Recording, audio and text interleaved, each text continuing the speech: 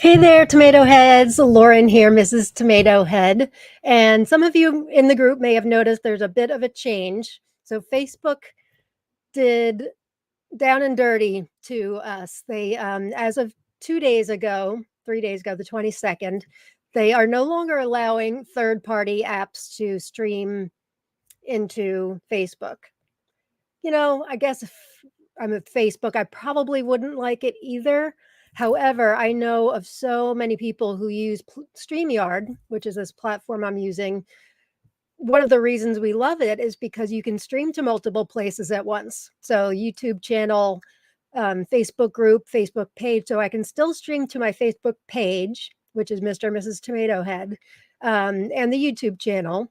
And honestly, ideally, it's better going straight to the YouTube channel anyway, because we don't have to deal with all that signing in and stuff if for the prizes. And I always give away prizes, but I know it's very convenient for people to watch from in the group. So hopefully the audience comes over here. But welcome to Lauren's Tomato Awesome Sauce. This is episode 4. It is April 25th, 2024. And the reason why this show came about, I do it every Thursday at this time, 4 p.m. Eastern Standard. And it kind of was a knee-jerk reaction to me doing a very long series on my 2024 grow list and showcasing each variety one by one, showing each photo. And some of us were there. Well, I was there the whole time, obviously, but people were hanging in there for like 2 hours. Some of them were like 3 hours, and people were there. They weren't leaving. And we just had a really good time talking tomatoes.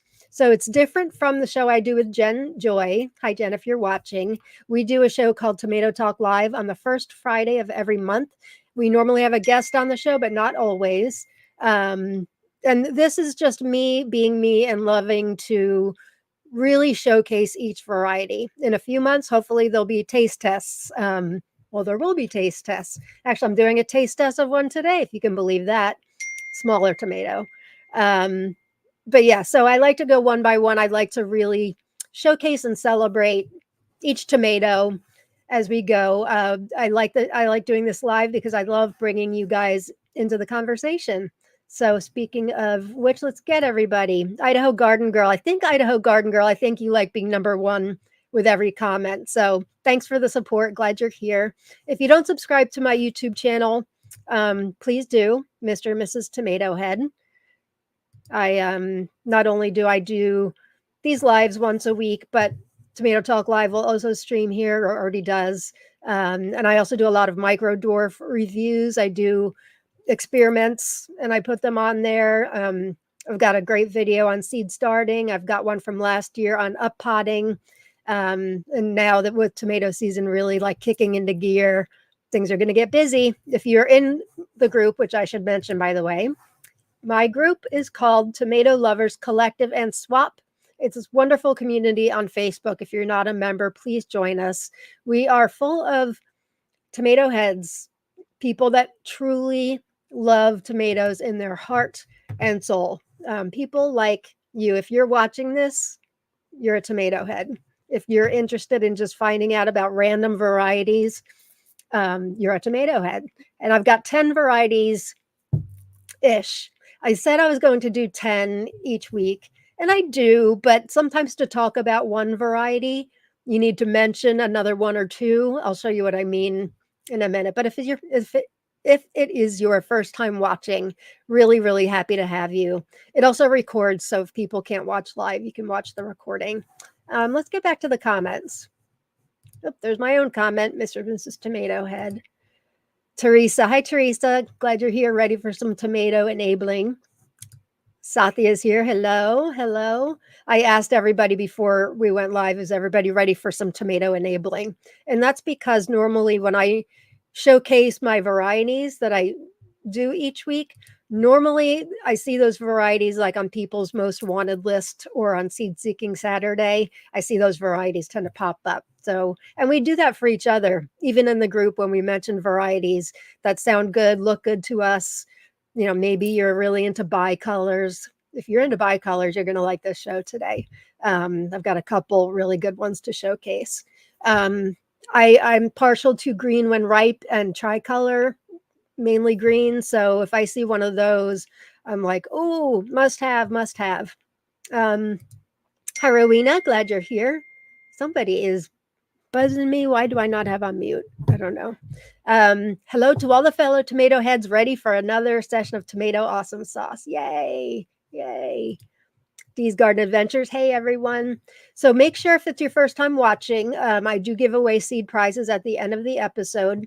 Not guaranteed to get there soon, but they will get there, and usually a couple prize extras in there with it. So make sure you type in hashtag tomato in the comments anytime during this episode, and my giveaway tool will pick you up. And yeah, maybe you can win some seed prizes. I draw 5 names each week, and then I give you a choice of different varieties, usually some that I showcase during the show. And then you get to pick which one you want. I always say, I get them out within a few weeks. Usually, I'm still working back from, oh gosh, March. Well, it's only April, but yes, beginning of March, our 3,000 member show. I'm still working on some of those. But if you win and there's something you really want to have drop into soil for this season, just tell me and I'll get it right in the mail. I try to go in order when I can, but sometimes, you see a variety that you must have. And I thought I was done. I say this to Kina and Jen every day. We just said it this morning, as a matter of fact. Kina and Jen are my co-moderators in TLC. Or maybe it was yesterday. Kina writes, if you saw in the group, she makes these beautiful plant tags for each tomato. Now, if you see my spreadsheet, my goodness, how can I get rid of this? I don't know if you guys can hear the bling, but where was I?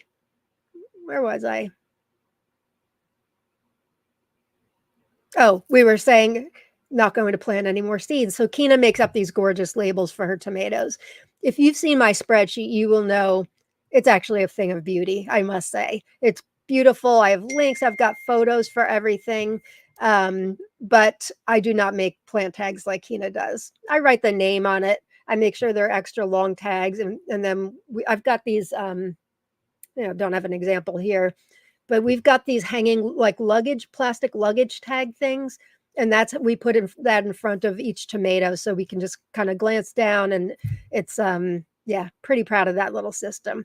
But it does not have pictures or like growth habits or anything like that, like Kina. So you win, Kina, you win. So she was printing those out and she shared that in the group. And she said, it's finally done.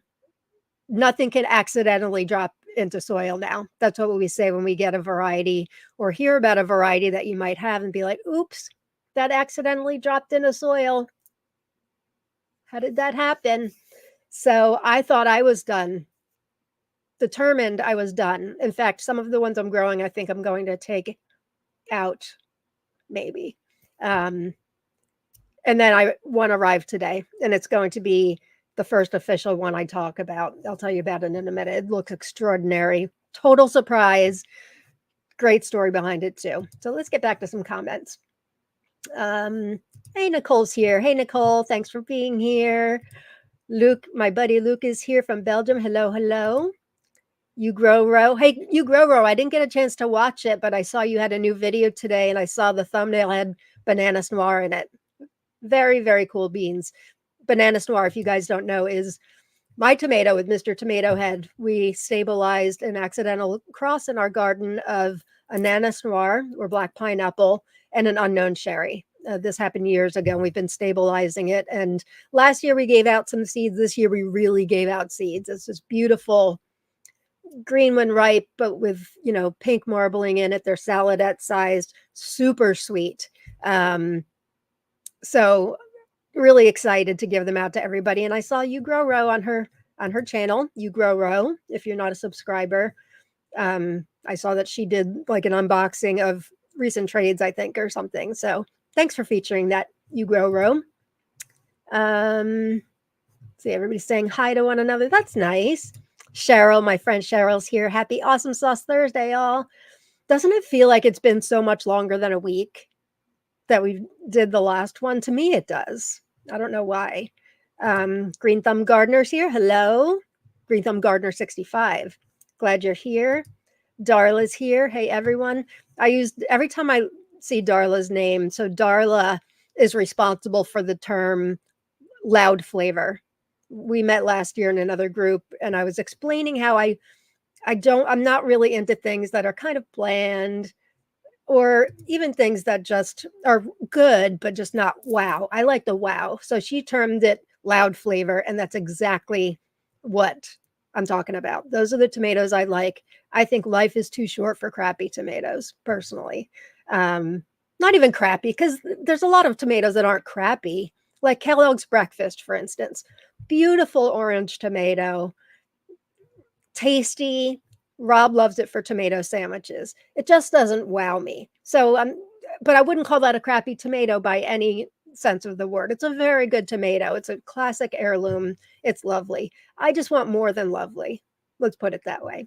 Um, Hey, Luke, glad you're here. Mama EC's here. Hello, hello. Glad you're here. Like your little emojis there, by the way. Um, Nice hair today. Oh, two hairs. Thank you. Thank you. I agree, and I don't know why. I did not do anything different. I did shower later, and which meant I did my hair later, but usually I'm like a whirling dervish, planting this, up potting this. I'm going to my nephew's uh, fiance's bridal showers this weekend. So we have our best friends from Massachusetts are coming down tomorrow. They're staying with us for the weekend. And then I texted like all of our relatives. This is Rob's side, the Polish side of the family that we're getting together with. And I texted people today and I'm like, hey, who wants plants? Because my nephew had already asked me, he wants a shishito pepper and a orange tomato, which I grew especially for him. And then my sister-in-law, his mom, she wanted a tomato and a pepper too, I think. So I just decided I've got so many extra plants because I cannot get rid of that extra seed that pops up, and I plant two in each cup, Rob and I do. And then, continually add the soil. I say this every week to the cup until it's at the top.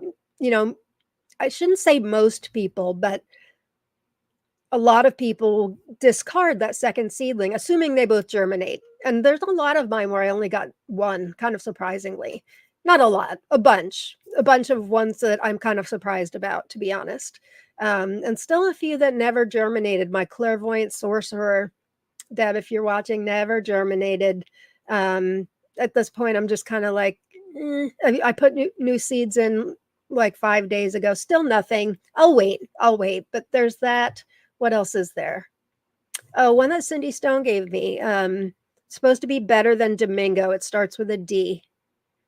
It's supposed to be a great big one. Rob, my husband, wants a 2-pound tomato. Can't believe in 30 years of growing, we've never gotten one. We've gotten really close. The Jarsons last year were very close. Jarson 18.3 was humongous, but just shy. So everybody's so kind, and they know this about Rob, and they're always sending seeds for big ones. And Cindy sent me one. What the heck is it? DA Tour? I think that might be it. And that hasn't germinated either. Um, oh, where was I going with this? So I said, who wants seeds? Or not seeds, plants. And so most of them said yes. So I'm like taking seedlings and separating them and putting them into solo cups because I'm not giving them away in my bootstrap farmer cups. No way. So I'm excited. So I'll be going to the shower. The gift we got is big. So I'm going to have to find a place to put that nowhere near my tray of seedlings. That's not happening because I don't care if we break the gift, but we're not breaking those seedlings. But anyway, it makes me feel good to give seedlings away. Do you guys do that? And how do you feel about it? To me, it feels like I'm doing something good. I mean, just to give, is give anything is always a good feeling, as you guys know. But then there's something that's so satisfying about giving plants that I grew from seed and helping them to find the love of gardening. I just love it. Tomatoes are my therapy. See? Tomatoes are my therapy. Lisa Poet is here. Hello, hello. That stinks about the Facebook thing. I agree, Cheryl. Oops. Why is this not going? Oh, weird. Bex Carter. There we go. Hope I did this correctly. Joined from TLC. You're good. You're all in. Thank you about the t-shirt. I like it too. Annette, hello. Hi from Germany. Thanks for watching. Haley's here. Hi, everyone. Looks like a lot of us followed you over. Yeah, we've got 61 viewers right now, which is awesome sauce. You can, by the way, you can also watch this from my Facebook page, Mr. and Mrs. Tomato Head. It's different from the group, but for some reason, public pages they didn't have an issue with, but groups they do. I don't know why. I don't get it. Hi, it's Sean Marie Nichols. Hey, Sean Marie Nichols under Mindy Lewis. Glad you're here. Glad you're here. Deb's here. Happy Thursday, everyone. Hi, Lauren. Hello, my friend. Oh, Robin, you're sweet. Help Lauren get to 1,000 members of YouTube. Like and subscribe. That would be awesome. That would be awesome. That's when it doesn't cost anything to subscribe. Thank you for saying that, Robin, by the way. Doesn't cost you anything. It's just clicking that subscribe button. And once you get to 1,000 subscribers, you can do various things where I can start to make a little bit of money. It's nominal, but the more viewers you have, the more opportunities you have with YouTube. I'm not the greatest YouTuber in the world. I often forget to even film anything. I get very excited. It's not a knee-jerk reaction for me. Like I know Jen Joy, she's so great at doing that. It's not for me. I'm trying. Kim, is there a way to watch captions on YouTube? My husband is watching MasterChef at the same time. There is, but not live, as far as I know. If you go back and rewatch it, the captions will generate, but I don't think they can do it live. I'm not positive about that. I know I've set it so captions are enabled on my YouTube channel, but yeah, I think live that may not be possible, but I could be wrong. If anybody wants to correct me on that and say anything different, please feel free. So we've got a lot of people typing in hashtag tomato. If you're just joining us, make sure you type that in. That way you can be eligible to win one of my seed prizes. Licia, I'm sorry. Those tags were beautiful. Of Kina's, I agree. They're very beautiful. Teresa, I've had 6 fall into dirt because of you. Oops. Hope they're good ones. Oh, Darla, I'm behind in comments. You should see CC at the bottom of the screen. Click on that for closed caption. Thanks, Darla. Thank you. Oh, thanks, Teresa. Thanks. We're so grateful for you guys too. Kina, Jen, and I. We're so blessed to. We really just we're like glue, the 3 of us. We love running this group. And it's because of all of you. You make it easy. You really do.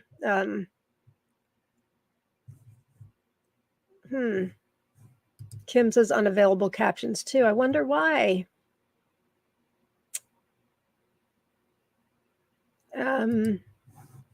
Teresa, growing 2 banana noirs. Yay. And thank you, Dana. Thank you so much. Yeah, and usually my hair will do it, and then I started to say I'm going around like a lunatic. That's how I got into the whole family thing. I'm up potting. Our friends arrive tomorrow. It's a dirty mess. My whole basement is full of soil. Not that they're coming down here, but I want it to look like an organized chaos. I guess it sort of does, but it smells like ocean forest soil down here, which is a great smell, by the way. But yeah. Oh, Mindy, Sean, I just subscribed to you, Grow. Awesome. That's wonderful. I love supporting one another. Oh, Cynthia, I had a procedure today, so I get to watch every moment. Yay. Well, I'm sorry to hear you had a procedure. I hope it was a good one. I'm having one next Tuesday. I'm getting oral surgery, which kind of stinks. I've had a lot of teeth issues lately. One of my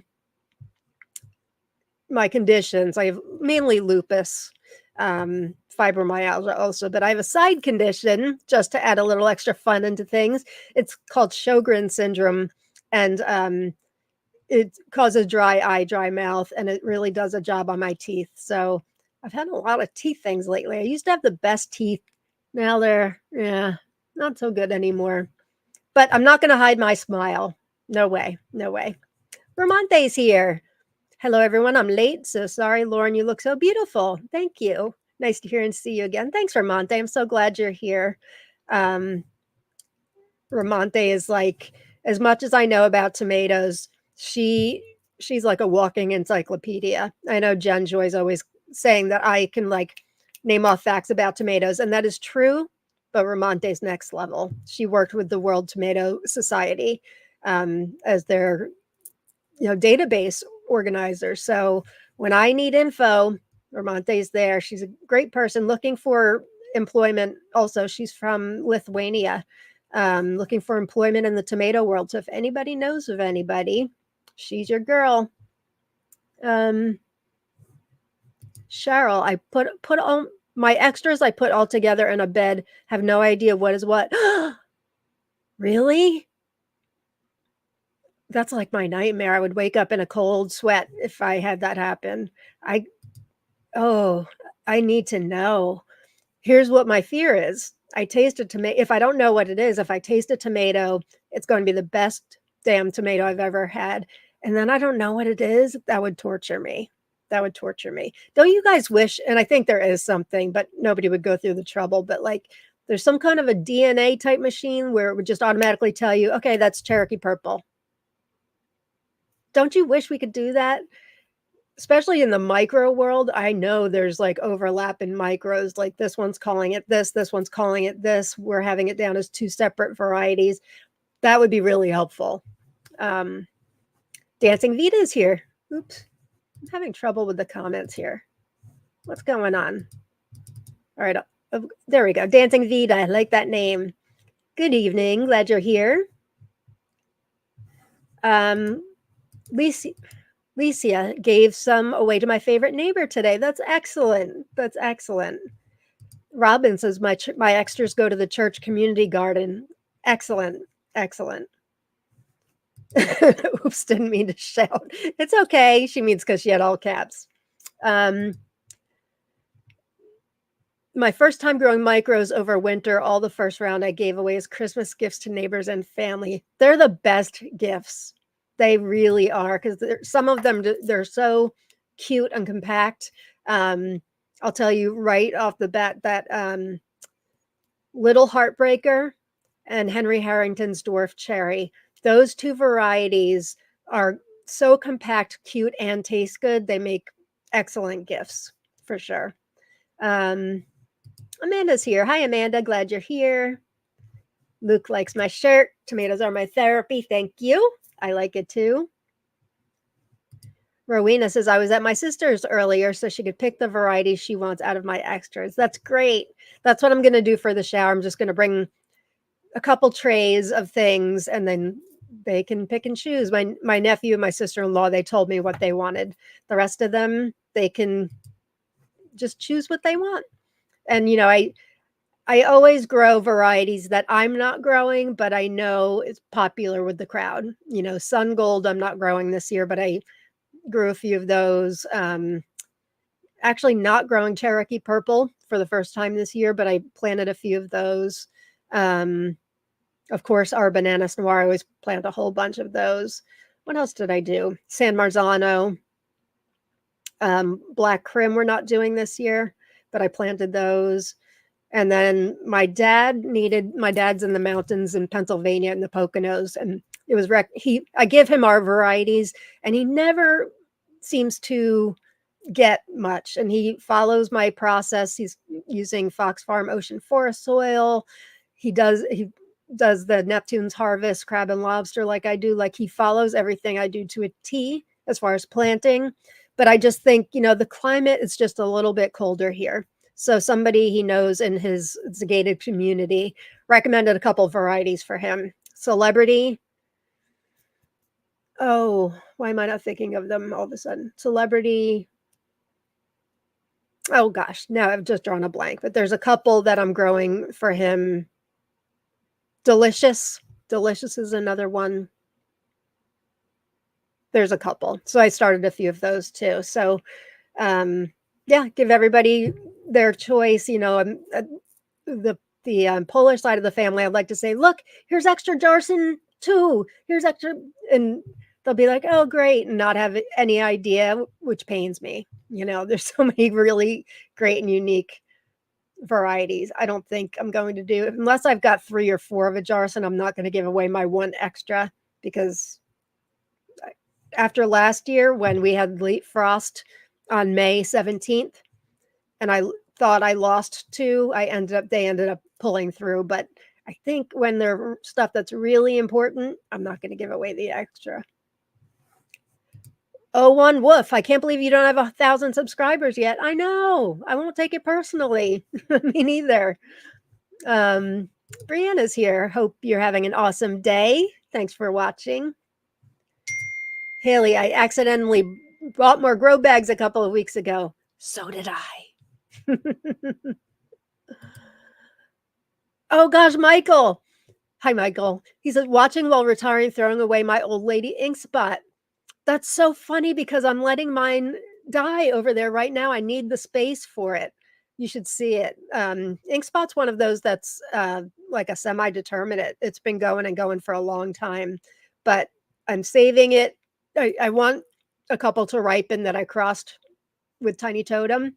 So I'm waiting for those to ripen before, but the rest of it, it's going a small death. And it's funny, it's the same variety. That's funny. And Vilma's coming back, by the way. Those of you that do follow my channel or the group, that I have a micro dwarf, Vilma, who is almost 2 years old.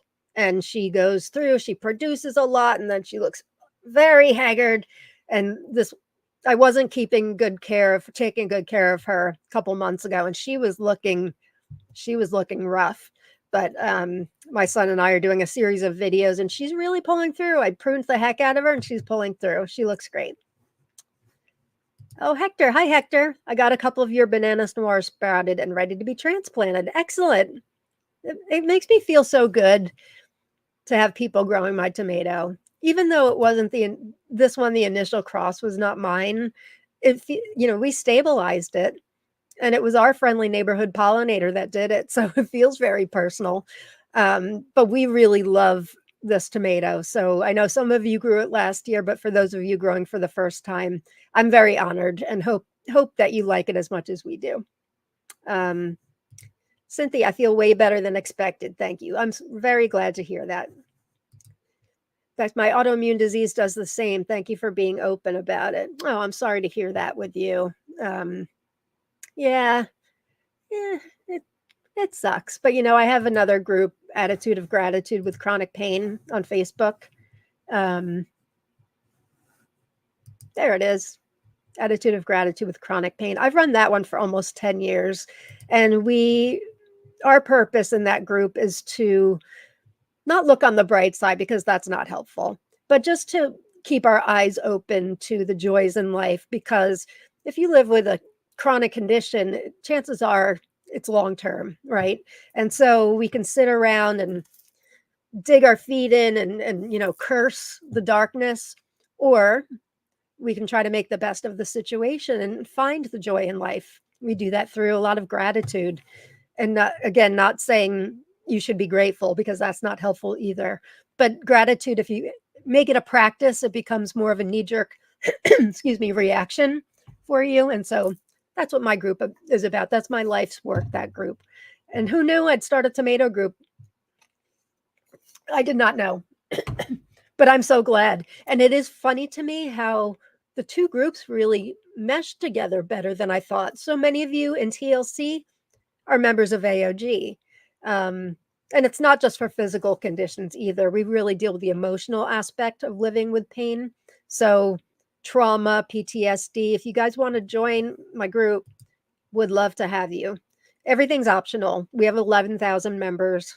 Sometimes it's good to get a nice quote that may touch you, help you get through your day. I think everybody's got pain of some kind. I really do. Nobody is painless.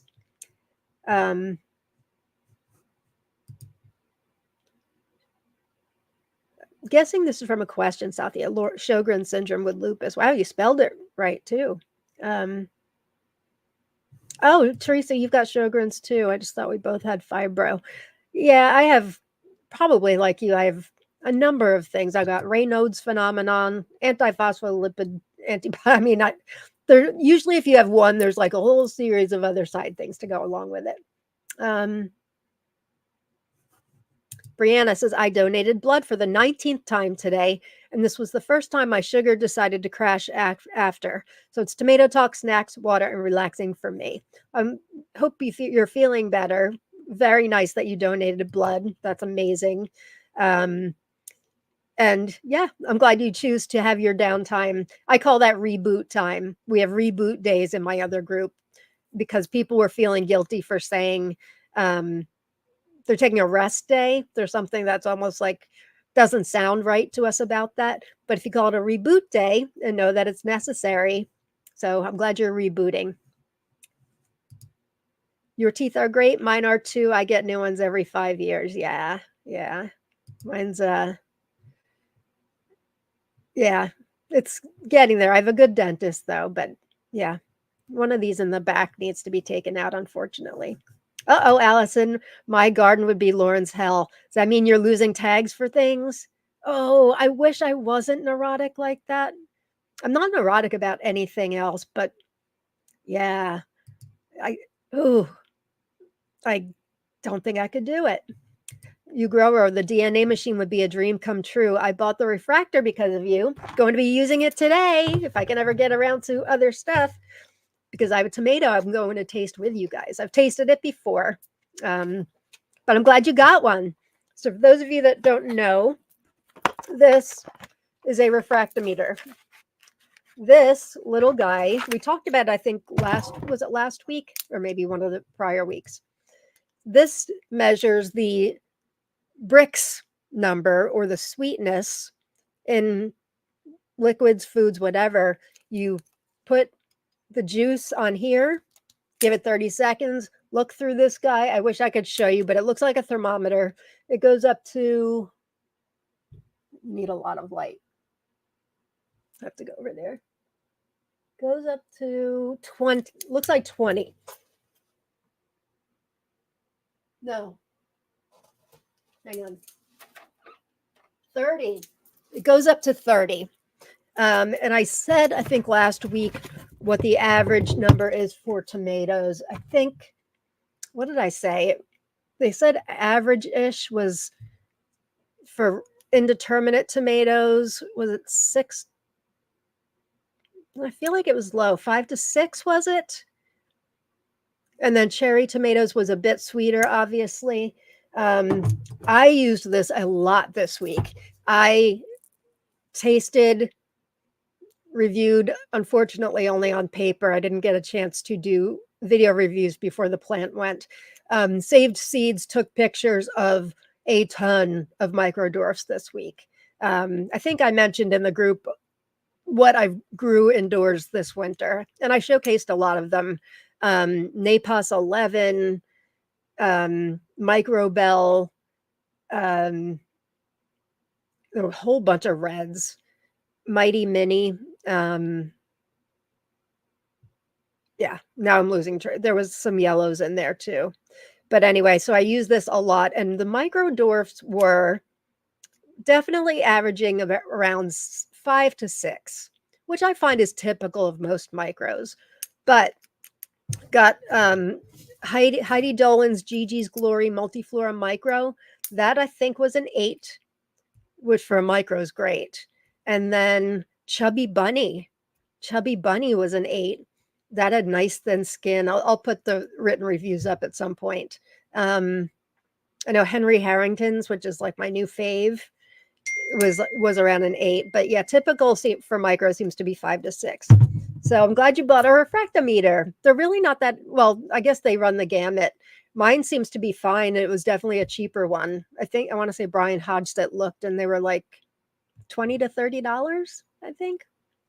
All right, let's get back. What is my second favorite thing to grow? Funny you ask that, because I wanted to show you guys something else today. would I call it well, it's probably not my second. We started a couple years growing potatoes also because we follow a plant-based diet. We eat a lot of potatoes. And I remember somebody telling me once, like, once you've had a homegrown potato, you'll never grow back or go back rather to regular store bought. And I'm thinking that's obviously true for tomatoes. But potatoes? Really? It's true. It is true. So I've got 2 of those birdie beds full of potatoes. I love those. I'm not passionate about it, but I am passionate about eating those things. Um, but basil lately has been a big thing for me, and that was on my list of things to show you guys. So I was talking to Kim Lund this morning, and I know I've given some seeds to Ken Fry. There's a very special type of basil that I've been growing for 3 years. I originally got the seeds from the Wheel Seeds on Etsy. They're part of the, it's Frank Morton bred it. It's part of the Experimental Farm Network. Let me show you. I've got some plants to show you. It's a cross between Riani, African, and Opal basil. Let me tell you, these photos do not do it justice. I guess it was bred, and it says even in the description that that they want you to use it for crosses or stabilizing and all that. But let me tell you, every plant is a work of art. Every plant is different. And let me show you. These, I wish I could show you more, but these are both the same exact variety. They are that variety. Rirani, African, and Opal basil. Look at this. Isn't that gorgeous? So some are more purple, some are more green. I like the ones that have both on there, but same exact variety. So I'm a huge fan of this, and I'm going to give away a few seeds of these to all 5 winners today, in addition to the tomatoes. I just sent Kim Lund some of these today. I know I sent Ken Fry a couple days ago. I've sent them to Keen. I send them a lot. They are out of stock at Experimental Farm Network, but you can set up notifications. And I've got the link, which I'll put in the comments. It is, if you like basil, this stuff is unreal. I mean, I've grown it, like I said, for 3 years. I don't know that I've ever seen a plant. Usually I like the splotchy ones like this a lot, but I'm in love with this one. And look at it. And it tastes good. I mean, basil can definitely differ in flavor, but I'm in love with that. All right, there's the link to buy these. Set up a notification, but if you win today, I'll give, I don't have a whole lot of seeds to give out because I've given so many, and I usually reorder, but they're out of stock. In addition, I mentioned that they want people to use it and stabilize. So this year there's 2 brand new ones that did have that as the parent. This one is called Opalescent, not to be mistaken with Opal, different variety. This is Opalescent. It's just a dark purple with ruffles. So somebody took from Rihani, African, and Opal basil. They took this stabilized, I think it's an F6, and they wanted just the purple with the ruffles. Beautiful, right? This one is also from that. This is called Zanzico. I got this as a gift from the Wheel Seeds. These are brand new releases just this year. So let me put them in the comments so you guys can look. Now I'm getting soil all over the place. Zanzico is one, and Opalescent. Again, there is an Opal already. It's not Opal, it's Opalescent. I know the Wheel Seeds on Etsy does have Opalescent in stock. Zanzico, I've only seen at one place. So that was a really good segue with that question, basil. And I know Keena's gotten really into it. Jen's really into it too. But, you know, tomatoes, basil go hand in hand. I don't get excited for anything as much as I get for tomatoes. I'm starting to like peppers a little more. Since I have a pepper group, you'd think I would have kicked it up a notch. And I think I am this year, but I am excited. I'm growing mostly sweet this year. Grew redoing or regrowing one we grew last year. It's Italian a Calabrian chili. Decided not to do so many hots because they take up garden space, and I just don't have much of a use for them. Ramonte, Lauren, your words are so inspiring. If you can see the light of day, it is only because you allow yourself to see it. Your words are inspiring. That's beautiful. Thank you. I don't want to get into my whole life story in this episode, but 11 years ago, I was in a very dark place. I engaged in some very self-destructive activities, if you don't know my story, and nearly, I hit a very deep rock bottom. I'll just put it that way. And there isn't a day that goes by that I'm not grateful, because that day could have ended a whole lot differently for me and others. And so I can look back on that day and anything is better than that. That's where my gratitude comes from. Still have bad days. I still have pain. I still struggle. But if I can bring myself back to that point, I'm good. I'm really good. Thank you, Ramonte. Licia, homegrown potatoes are so much better, right? They are. They are. Now I need to grow potatoes. Yes, I'm telling you. And there's a great site that I love. There are actually two great sites for seed potatoes. And you can grow from regular potatoes. They tell you not to. I know, like, I think My Gardener does. Wood Prairie Farm. Do I have one of their catalogs here? Oh, there's seeds here. Who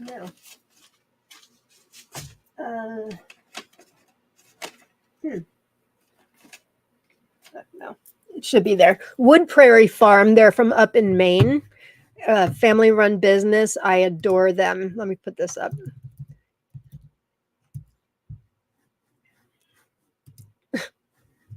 Rory's upstairs screaming at me. I had to lock her out. This is my cat, Rory the Wonder Cat. Wood Prairie Farm, just a nice down-home family business. They've got a tremendous selection of seed potatoes. This is my third year ordering from them. Can you guys see? Look at all these. Love it, love it, love it. So I like them. And then there's another one. It's called Irish Eyes Garden Seeds. And I decided to grow something I've been wanting to grow for a couple years that they've had it, but I always order too late. They've got something called pre-nuclear potatoes. You may be able to see it in there. I could tell you what a pre-nuclear potato is, but I better read it because I don't really understand it myself. They say pre-nuclear tubers are the earliest generation of potatoes available. These will produce the highest yields and have the highest disease resistance than any other seed potatoes. These are about marble-sized when planted and require special care prior to planting. They didn't require anything special other than chitting them, which you do with regular potatoes anyway. Chitting is allowing them to develop eyes on them, basically. Pre-nuclear seed potatoes result in yield increases by 25 to 200%. Perfect for the American homesteader wanting to save their own seed. So I was able to order early enough, and I got some of those this year. So one bed has the pre-nuclear, and then the other bed has the Wood Prairie Farm. So I'll be very curious. And then I must have missed some in last year's beds because we had a couple plants, more than a couple plants popping up from where I missed potatoes. So that's always exciting. Cheryl, I've got 8 bins of potatoes going. Awesome sauce. You know what? They're great for grow bags too, gang. When I first started growing them, up until last year, we didn't have those beds. They sell tall, I think they're 7 to 10 gallon grow bags that are perfect for potatoes. And they grow like fingerlings and all that. And regular too. Grow bags are great for potatoes. Linda, I had to buy some of that basil. It's great. Can I put the link to the basil in the chat? Oh, these must be old. Yep, already did. I love different basils too. Started 12 different varieties. Yeah, there's, let me put up another site for you guys. It's great for basil. Kina told me about it. It's in Germany, I believe. And I had never ordered from them before. Where's this come? There we go. And it was so easy, and I had it very quickly. Easy for me to order here in the United States, I should say. They're called Dea Flora, and they have so much basil. You seeing all this? Yeah. I thought I was up on my basil. They had way more than I even knew existed. Pretty decent prices. This one looks really good. New Guinea, kind of looks purplish and green like my other one. So yeah, if you want to order some basil, let me put the link to that in the comments also.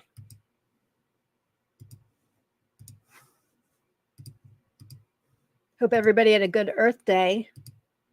I know Kina did a wonderful giveaway. So grateful for her and Jen. So yeah, order Dea Flora was super easy if you'd like to order. Where else are we? Julia, we have more than a couple potatoes now from last year too. Yeah. I thought I got them all. You know, it's when you dig down, it's like a treasure hunt. I love growing my own food, especially being plant-based. Just love it. Thank in the summertime and even the spring, I don't have to get produce at the grocery store, and that is the ideal. If I have to get it at the grocery store, I would rather get it from my farmer down the street, their little farm stand, than the grocery store. But I love going out to the garden, just digging, getting some potatoes for dinner. It's just the best feeling. I know you guys can relate with tomatoes or whatever else you grow. It's the best. Oops. Teresa, I always grow my potatoes in containers, much higher yield than in ground here. Interesting. I think we had a really good yield last year, but we also filled our beds with a filtered topsoil mushroom compost mix, so that could have something to do with it. But yeah, you can find grow bags on Amazon very, very easily. And you don't even have to get grow bags, big buckets, barrels, whatever you've got around. You can find tons of info on the internet about growing potatoes in containers. Yvette, Dea Flora has amazing things they do. I got some not potatoes. That would be difficult. A few tomatoes from them also. What else? Oh, I got an interesting kale from them as well, like a Grex kale. I love kale also. Brandon, those OG red thumb pre-nuclear fingerlings look so good. I got some of those. Definitely did. All right. So the one other thing I wanted to show you guys before we get into our 10 is I wanted to do, one other thing. This is kind of a not so nice thing, but when we do this every week and we're all talking and it's a lot of fun, please don't ask other members for seeds if they share they have a variety in the comments. Please don't approach them asking for seeds. That's not the way we do things. If you see something that you like, put it in the group in our most wanted or in our seed seeking Saturday. But putting somebody on the spot live and asking them if they have seeds is not the way we go about things. So please don't do that. Most of you don't. We did have an issue last week. And so I just want to say that we're such a kind, loving, generous group. And how do you say no to that when you've just asked them right live on the air? It's not okay. So thanks for understanding. I hate having to say stuff like this, but I just want to make everybody feel safe. I want everybody to say, hey, I've got that variety without feeling weird about getting approached by somebody. We want it to be safe. Okay, so the first, actually, it's not the first. Oh, I've got two things. Okay, well, I wanted to show you guys. I've shared before that I have last year inadvertently started something I call garage tomatoes. These are tomatoes that I start early, or they've just gotten so big that they outgrow the 9-inch grow bags, which I showed last week. So last year I did about 10 varieties that I put right into 10-gallon grow bags, and I drag them out during the day for the sun, and then I drag them back in the garage at night. A bit of a pain, but I got some early tomatoes. So I'm doing that again. I've created the term garage tomatoes. And I wanted to show you guys a couple of mine. This one, this is Suffer Well. This is one of Bill Yoder's. Here it is. It's a cross of Berkeley pink tie-dye and Cherokee purple potato leaf. And he had asked me, when did I plant this? Back in February. He thought he had some kind of something happen. These are brand new, his Depeche Mode line. He thought that maybe some regular leaf varieties were out there. And so I said, I'll start one for you. I'll make it one of my garage tomatoes. So this is potato leaf, and look how beautiful this thing is. Got some flowers on it already. So this is going in a 10-gallon grow bag next week and will be an official garage tomato. And then I've got a couple others of his that I wanted to show you guys. I've shared his varieties before. He has the Depeche Mode line is new, and I'm fortunate enough that Linda gave me seeds, a couple seeds for each, which I'm so grateful for. But he also has a Prince line, which has been out for a few years now. And so I started all of them, and these are dwarfs. But he also told me that he grew some of these, the dwarfs, in 1-gallon pots. So I thought I would try. These are 1-gallon grow bags. The Suffer Well, that grow bag's just temporary. I may keep these. This one is $19.99. Can you see the tomatoes on there? I mean, I probably will. This is what it's going to look like. I probably will move it higher. Maybe one I'll keep in the grow bag, but it's got a lot of, well, tomatoes on it already, if you can see. So some of my micro minis were bigger than this. And then this is Little Red Corvette. You can see it's got some tomatoes on there. Let me show you what that's going to look like. Little Red Corvette. Had to stake this one a little bit with some bamboo skewers, but it's looking good. And then, what is this? Raspberry Beret? Yes, this is Raspberry Beret. And this has some nice, oops, it's a jungle. Got some nice tomatoes in there too. So these are 1-gallon grow bags. Roardsy, I already fed you. Which one's this? Raspberry Beret. So this one's going to look like these. Pretty, right? So that's kind of exciting. So yeah, I wanted to show you all those. And then these guys have been taking a trip in the sun lately. They're quite happy about that versus grow lights. They're actually kind of outgrowing even my biggest grow lights. You know, I'll get to that. Will I do it next? What am I doing? No, I'll get to that next. It's got a process. All right, let's get to the first tomato. It's only been an hour. We haven't gotten to the first tomato. This one came in today. Totally unexpected.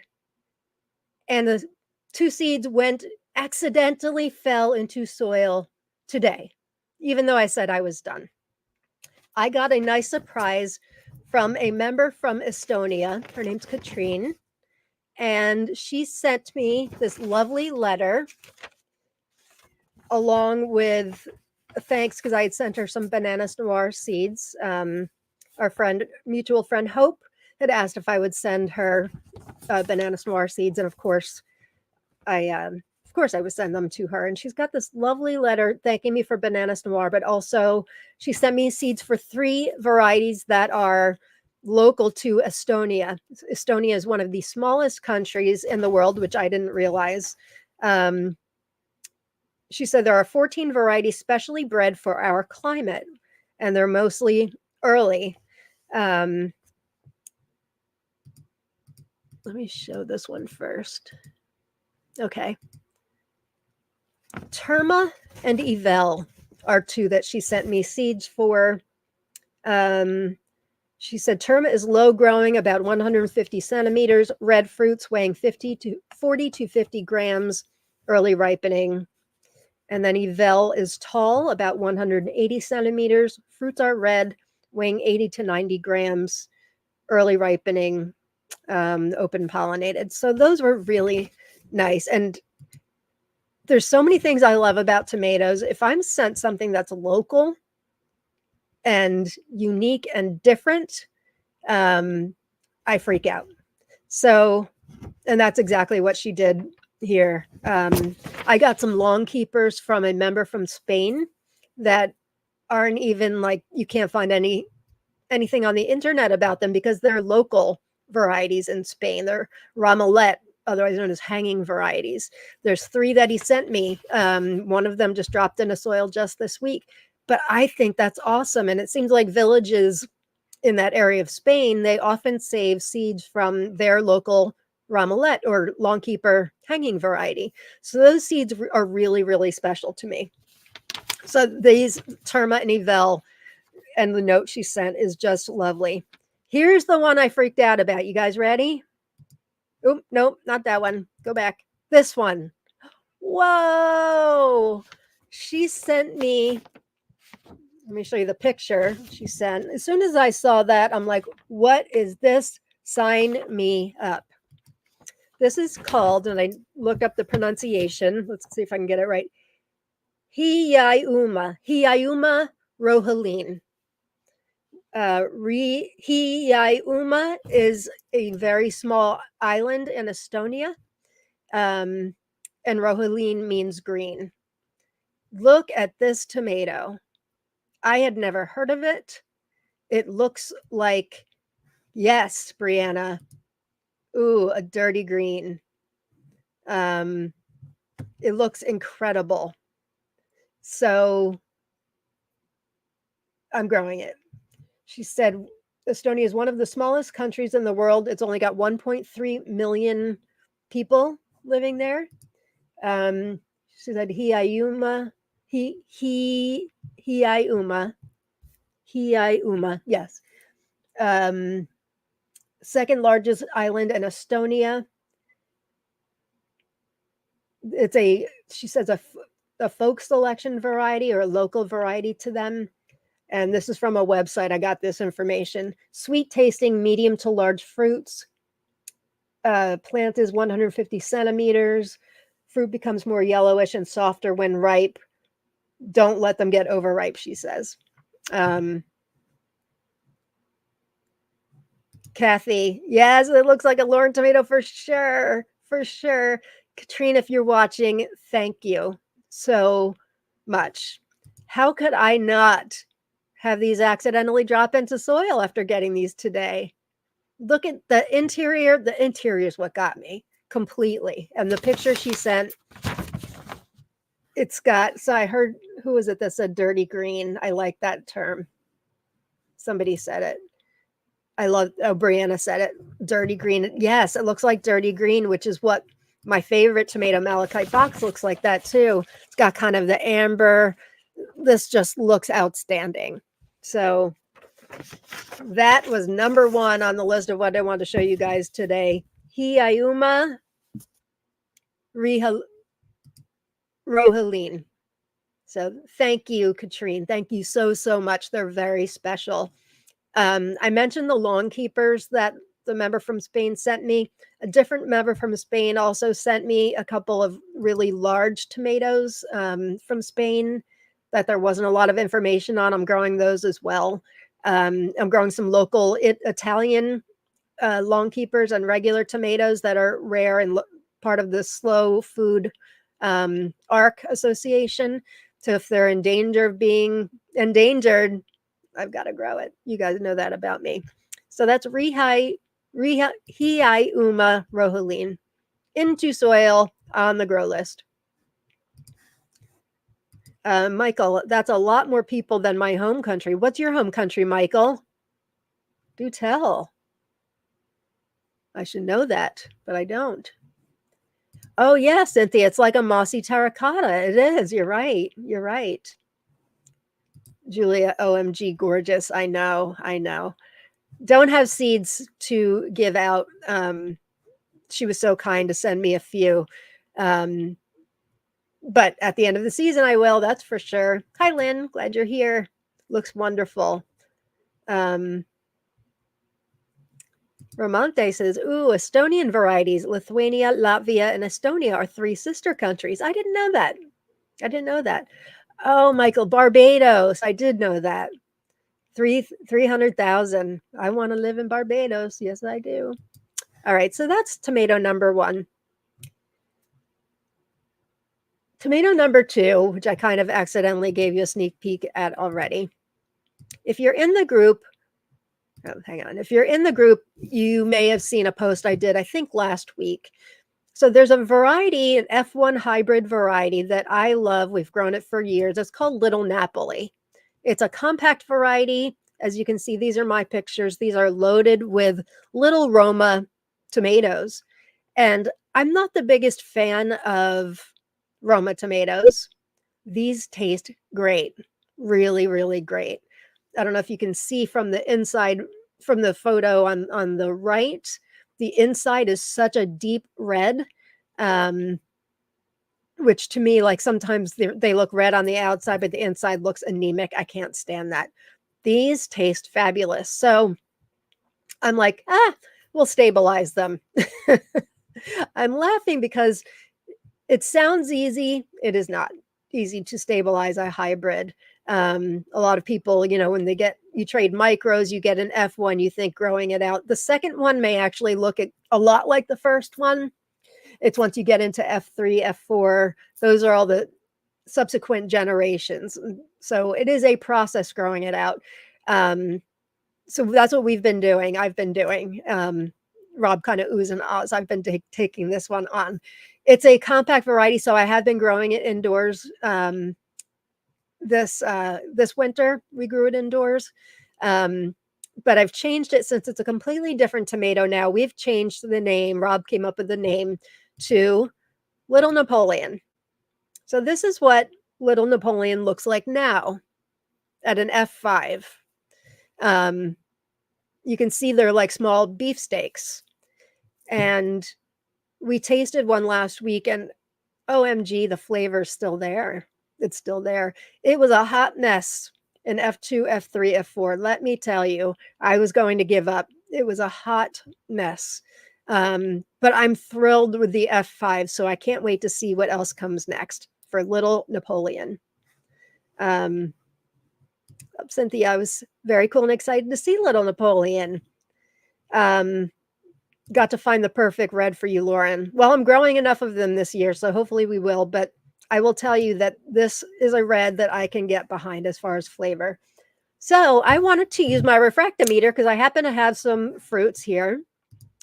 And I know they taste great because we tasted one the other day. But does that necessarily translate to super sweet, which is what the Brix scale shows?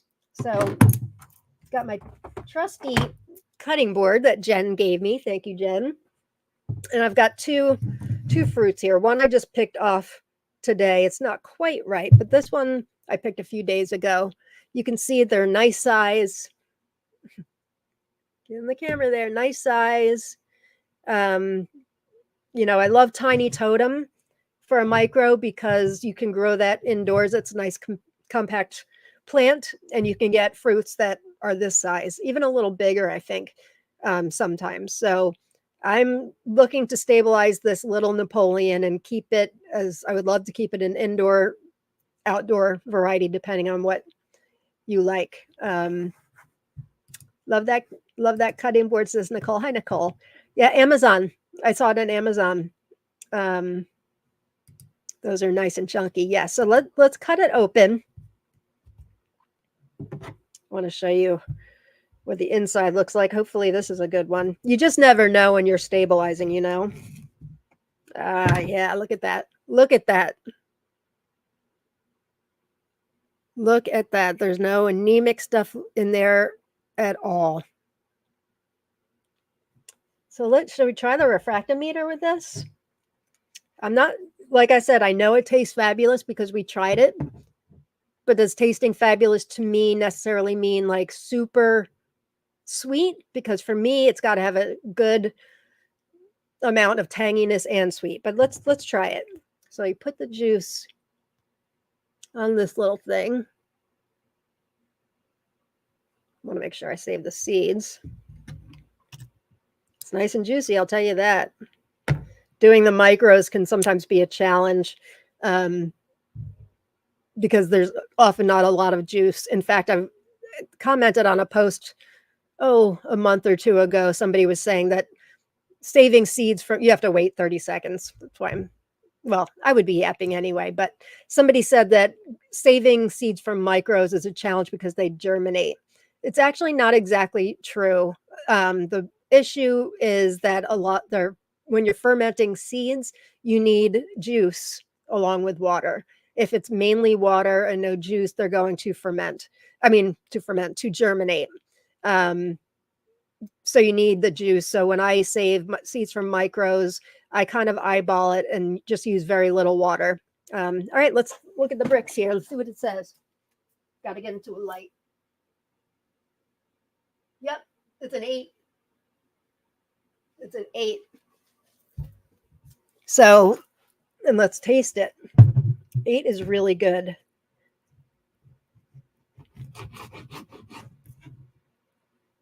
Wish I could share with you guys. You know what's so great about it? It tastes like a summer tomato. Sorry to do this. That's good. I want to eat another one, but I don't want to. I've got a couple more fruits coming. That tastes like a summer tomato. So anyway, I'm thrilled with the way Little Napoleon is coming out. And maybe somewhere down the line, not maybe, definitely somewhere down the line, when I feel stable, I'll start sharing seeds with you guys. So that's kind of cool. That's what happens when you attempt to dehybridize a tomato. It goes bad for a while, and who knows, the next generation may be a hot mess again. But there you go. So that's Little Napoleon. Let me show you again what the plant looks like. Needed some staking there, but yeah, decent size tomatoes. I meant to measure it and did not. I would say it's a good 14 inches maybe tall. Not really sure, but it's got a lot of fruit on it, so that's good. All right, what's next, Lauren?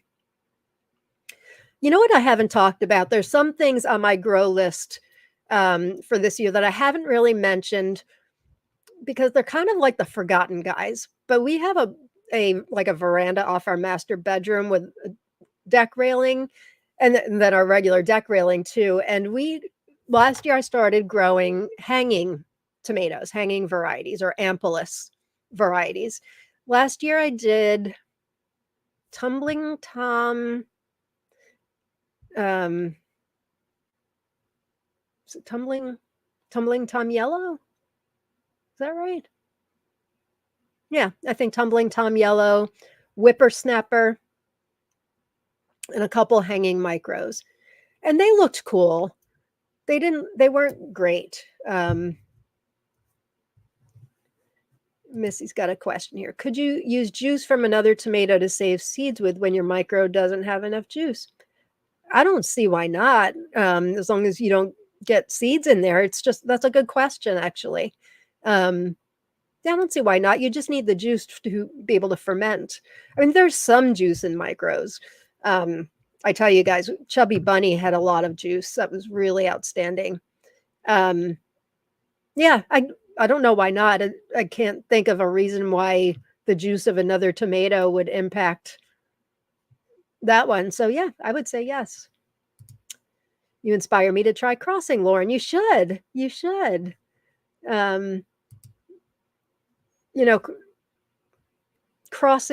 Intentionally crossing your own is fun. It does take some work. I'm working on a micro, actually 2 micros right now. I shared pics of that in the group the other day too. The dehybridizing is more work than I expected. I will put it that way, but I'm not going to give up. All right, what's the next one? Oh, I started talking about hanging varieties. So I was looking for some really good hanging varieties. Whippersnapper I thought was kind of tasteless. Cool, it had a lot of fruit on it, but sort of tasteless. And Tumbling Tom Yellow was, excuse me, just okay. So there's a couple I didn't put on my regular grow list to share with you guys because I'm like, that's only a hanging variety. But you know what? Hanging variety is a hanging variety. So here's one I'm trying this year that I got seeds from Tomato Eden. It's Ampelus Miracleberry. And here is what I know about it. It's a bush height, 0.7 meters, multiflora, medium ripening, fantastic yield. Tatiana at Tomato Eden says, very sweet. If planted in pairs with the microberry dwarf, it will be a fascinating sight. And then our new friend, Elena from Graf Samina, I shared all about her last week. Her site carries it also, and she said, the variety is declared as ampelus, or meaning hanging, that is potted in flower pots. I long wanted to find a variety that is okay in a pot, but I haven't come across any worthy ones. Well, what can I say? Habit is needed here, of course. I can't say that itself like pelargonium cascades from the pot. It just needs to be pinched in time, no higher than 10 to 15 centimeters from the ground. And then it climbs down beautifully. The brushes are huge. The potential is simply huge. Early, very prolific, sets almost like all flower stalk. So the flowers tend to turn into fruits. The fruits are miniature, only 10 grams, bright red, very sweet to the point of crunch. A wonderful trouble-free variety, top marks for beauty, top marks for hyper harvest, top marks for taste. So, got to try it, right? And I am. I've got a couple. Plus, I just love the look. I don't know if any of you do hanging varieties like off a railing or something like that, hanging planter. They just look beautiful, right? So I'm just looking for some that actually have some good flavor along with it, which would be fantastic. Licia, Rosy Falls, it is a hanging for sure. Haven't tried it. Cherry Falls is too. Yes, I've got a whole tab on my spreadsheet now. I started putting them in with the micros, and then I'm like, they're not really micros though. They may be short, but that's because they're hanging. You know what micro I found that really should be a hanging basket is the new Jewel Beetle from Heritage Seed Market, Bunny Hop Seeds. That's a beautiful variety, but it was sprawling. It was very much sprawling. So it would be great in a hanging basket, not so much for growing indoors. I did, but it took up a lot of space. Nicole says, sounds like that one needs to be on my wish list. Do it. I know Graf Samina has it, and Tomato Eden has it. Do I still have the banners? Yeah, I don't have it. Let me put the link to Graf Samina. This was a new vendor I found a couple weeks ago, and she's so nice. She's got an incredible selection. She has shared with me to tell you all in the Facebook group how grateful she is. She lives in Ukraine, and this is her primary source of income. And once I, put something in the group and you guys ordered, she is like moved to tears. If you haven't checked out her site, you definitely want to. I just put the link in the comments. And then, of course, there's my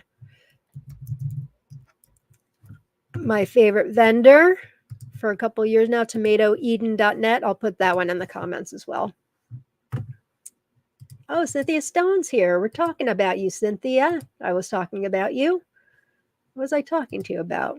Oh, I was talking about a couple varieties I have that haven't germinated, and that one you sent me, I'm having trouble with. The one that starts with a D, the really big one. Dator, was it? Not sure. You grow. I have a rather large order from Grafsamina coming. Yeah, she shared with me that they turn off electricity several times a day in Ukraine. And so she often has to fill orders by candlelight. It's really, really beautiful that we can help her out while fueling our love for tomatoes as well. Um, Spanish Dancer, that looks like a nice one. Yeah, I put something in the group just a little while ago about Spanish Dancer. I grew that. It was a hanging variety as well. I forgot about that, and it was actually a pretty good one. Oh, Malachi Jen's here. Why can't I not get your comment up? There we go. I agree about Jewel Beetle minus sprawling too. Yeah, it was really good. So far, the best green when ripe micro I've had, but yeah, it's very sprawling.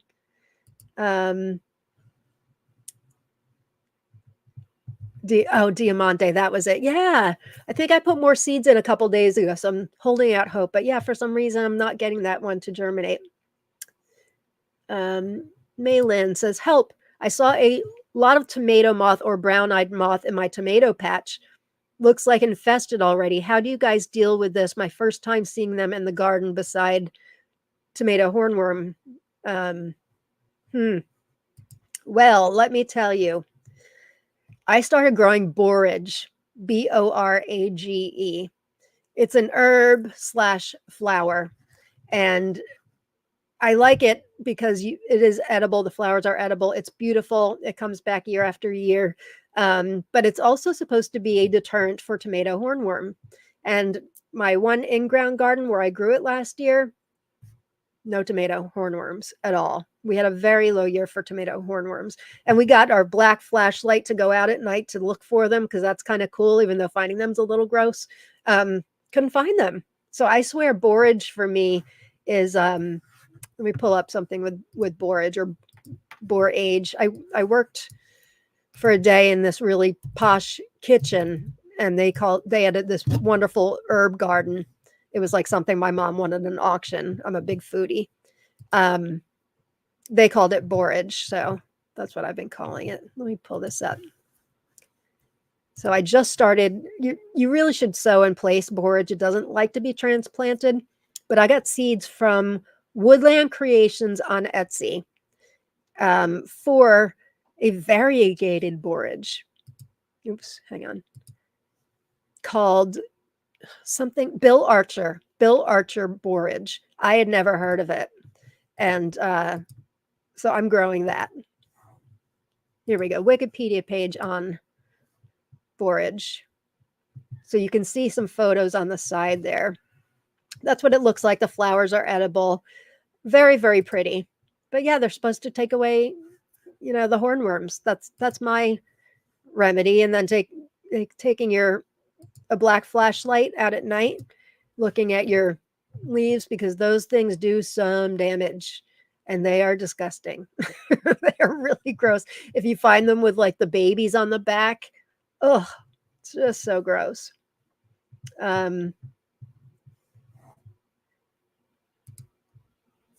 Haley says, I'm growing hundreds and thousands this year, which is a hanging basket variety. Yeah, there's more than I thought. And I see my next variety, I'm seeing some mention of it. So let me show that before we talk about it. Next one is Tumbling Jester. I got seeds from Linda, pretty sure about that. Looks like others did too. Tumbling Jester. So according to Meraki Seeds, which is where these seeds came from, Tumbling Jester is a cascading variety perfect to grow in high pots, raised beds, or hanging baskets. Supposedly the same variety as Rambling Red Stripe. However, I found the fruits of Tumbling Jester to be more brownish and the fruits of Rambling Red Stripe to be more reddish.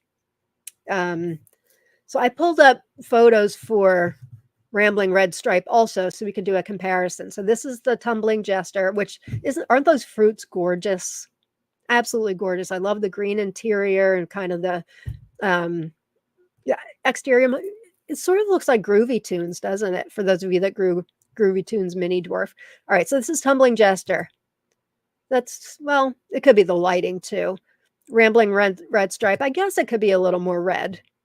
Definitely the interior, unless Meraki Seeds took a photo when it wasn't ripe, which is possible, but it sort of doesn't look it. This interior is definitely different on Rambling Red Stripe. So I'm going to go with Tumbling Jester. It's from the United States. I forgot to put that on there. Round fruit, 15 to 30 grams of large cherry type. Dark red epidermis streaked with green. Juicy flesh with rich flavor. Plant with a creeping habit, which can spread over 80 centimeters. Good and regular production fairly early in the season, 60 to 65 days after planting, to grow in a pot suspension or hanging. So that looks fantastic. And I'm seeing some others here. Mary's here. Hi, Mary. I'm super excited for Tumbling Jester from Linda. Yep, me too. Linda says, my 2 Tumbling Jester are doing great so far. Me too. Mine too. And thank you for those seeds, Linda. I'm almost positive you gave me those. Oh, Cynthia, they're a few years old, so I don't know. I think mine germinated, though. It could be anything. They looked just fine. I'm sure it's not the seeds. You just, sometimes you win, sometimes you lose. Cynthia, borage makes great tea, too. Interesting. I've never used tea. I'm growing more borage this year than I've ever grown, because after our success against that ugly hornworm last year, I'm just going to grow more plants. In fact, I've got an old, tin water can that I'm letting sort of rust, and I'm growing borage out of that too. It looks very pretty. I put that in between my tomato plants. Linda says, I love borage. Yeah, it's really, really nice. Cynthia says, I grow borage too. I've never had hornworms. Well, look at that. Look at that. I have white and blue. That's what I've always grown until, have you guys heard of the variegated borage? Let me show you. It's called Bill Archer borage. And I am really excited for this because it looks beautiful. Hang on. Present. Share screen. This is a company called Hayfield. A Pennsylvania plant geek's garden. Hey, I'm close to Pennsylvania. So you can see the variegated leaves there. It's pretty small, I know. Let's see the flower. Look at that. That's gorgeous, huh? Very pretty. Bill Archer. So go to Woodland Creations with a Z at the end on Etsy. And I'm pretty sure they have it in stock. I know they sent me some, just some seeds to be, when we first met, she sent me a couple extra seeds, she and he.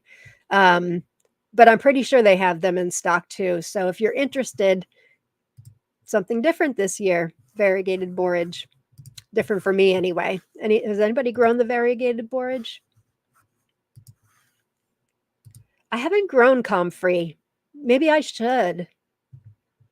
Inga.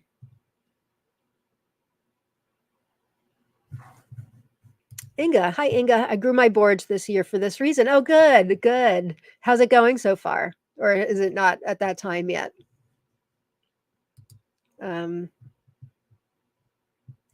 Cynthia, those wasp, oh, that's right. It's wasp eggs on their backs and they will kill the worm. It's so disgusting. Cynthia's right. Maybe I should find a picture. As if the worm itself can't be more disgusting. Wasps, I forgot they were wasp eggs. That's right.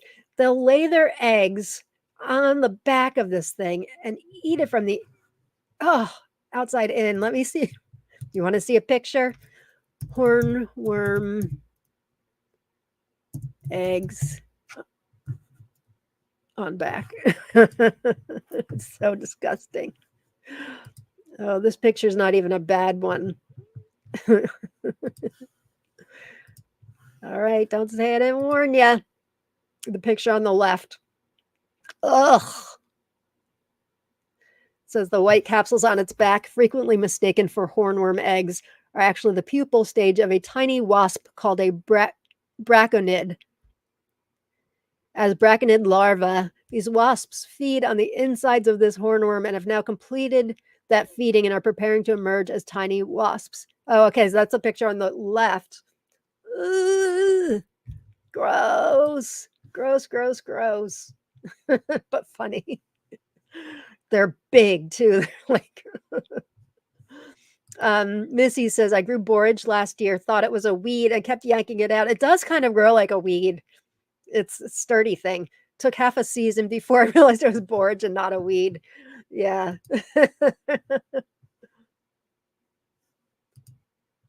Yes, they're predatory wasp eggs. They kill the worm when they hatch. Ugh. They are good, but they look disgusting. You're right. They are good. Hi, Kit's here. Wow, that one. I want Tumbling Jester. It looks great. It does, doesn't it? For sure. Darla says, I hate killing hornworms because they become amazing 5-spotted hawk moths. I do know that. I do know that. Yeah, I hear you. Linda says, now I need variegated. Yeah, go to Woodland Creations and check it out. I need to get that. Wow, it's beautiful, right? No, Teresa, borage is so easy to grow. So easy. It can take a week to germinate, I believe, but yeah, it comes up. I've never done anything to it. It grows in really any conditions. I abuse it. The stalks are pretty thick and they're really beautiful. And they usually come back. But this is my first year doing the variegated, so I'm super excited for that. Looks like my jasmine rice. Yes, it does. Yes, it does. Oh, Deaflora. So that site I showed with all the basil, they've got Bill Archer in stock. Good to know. Let me put that link up again. That site has such great things. If you guys haven't checked it out, run, don't walk. Let's see. Bill Archer. Oh, yeah, here they are. I got to show it first, though. Thank you for that. Here it is.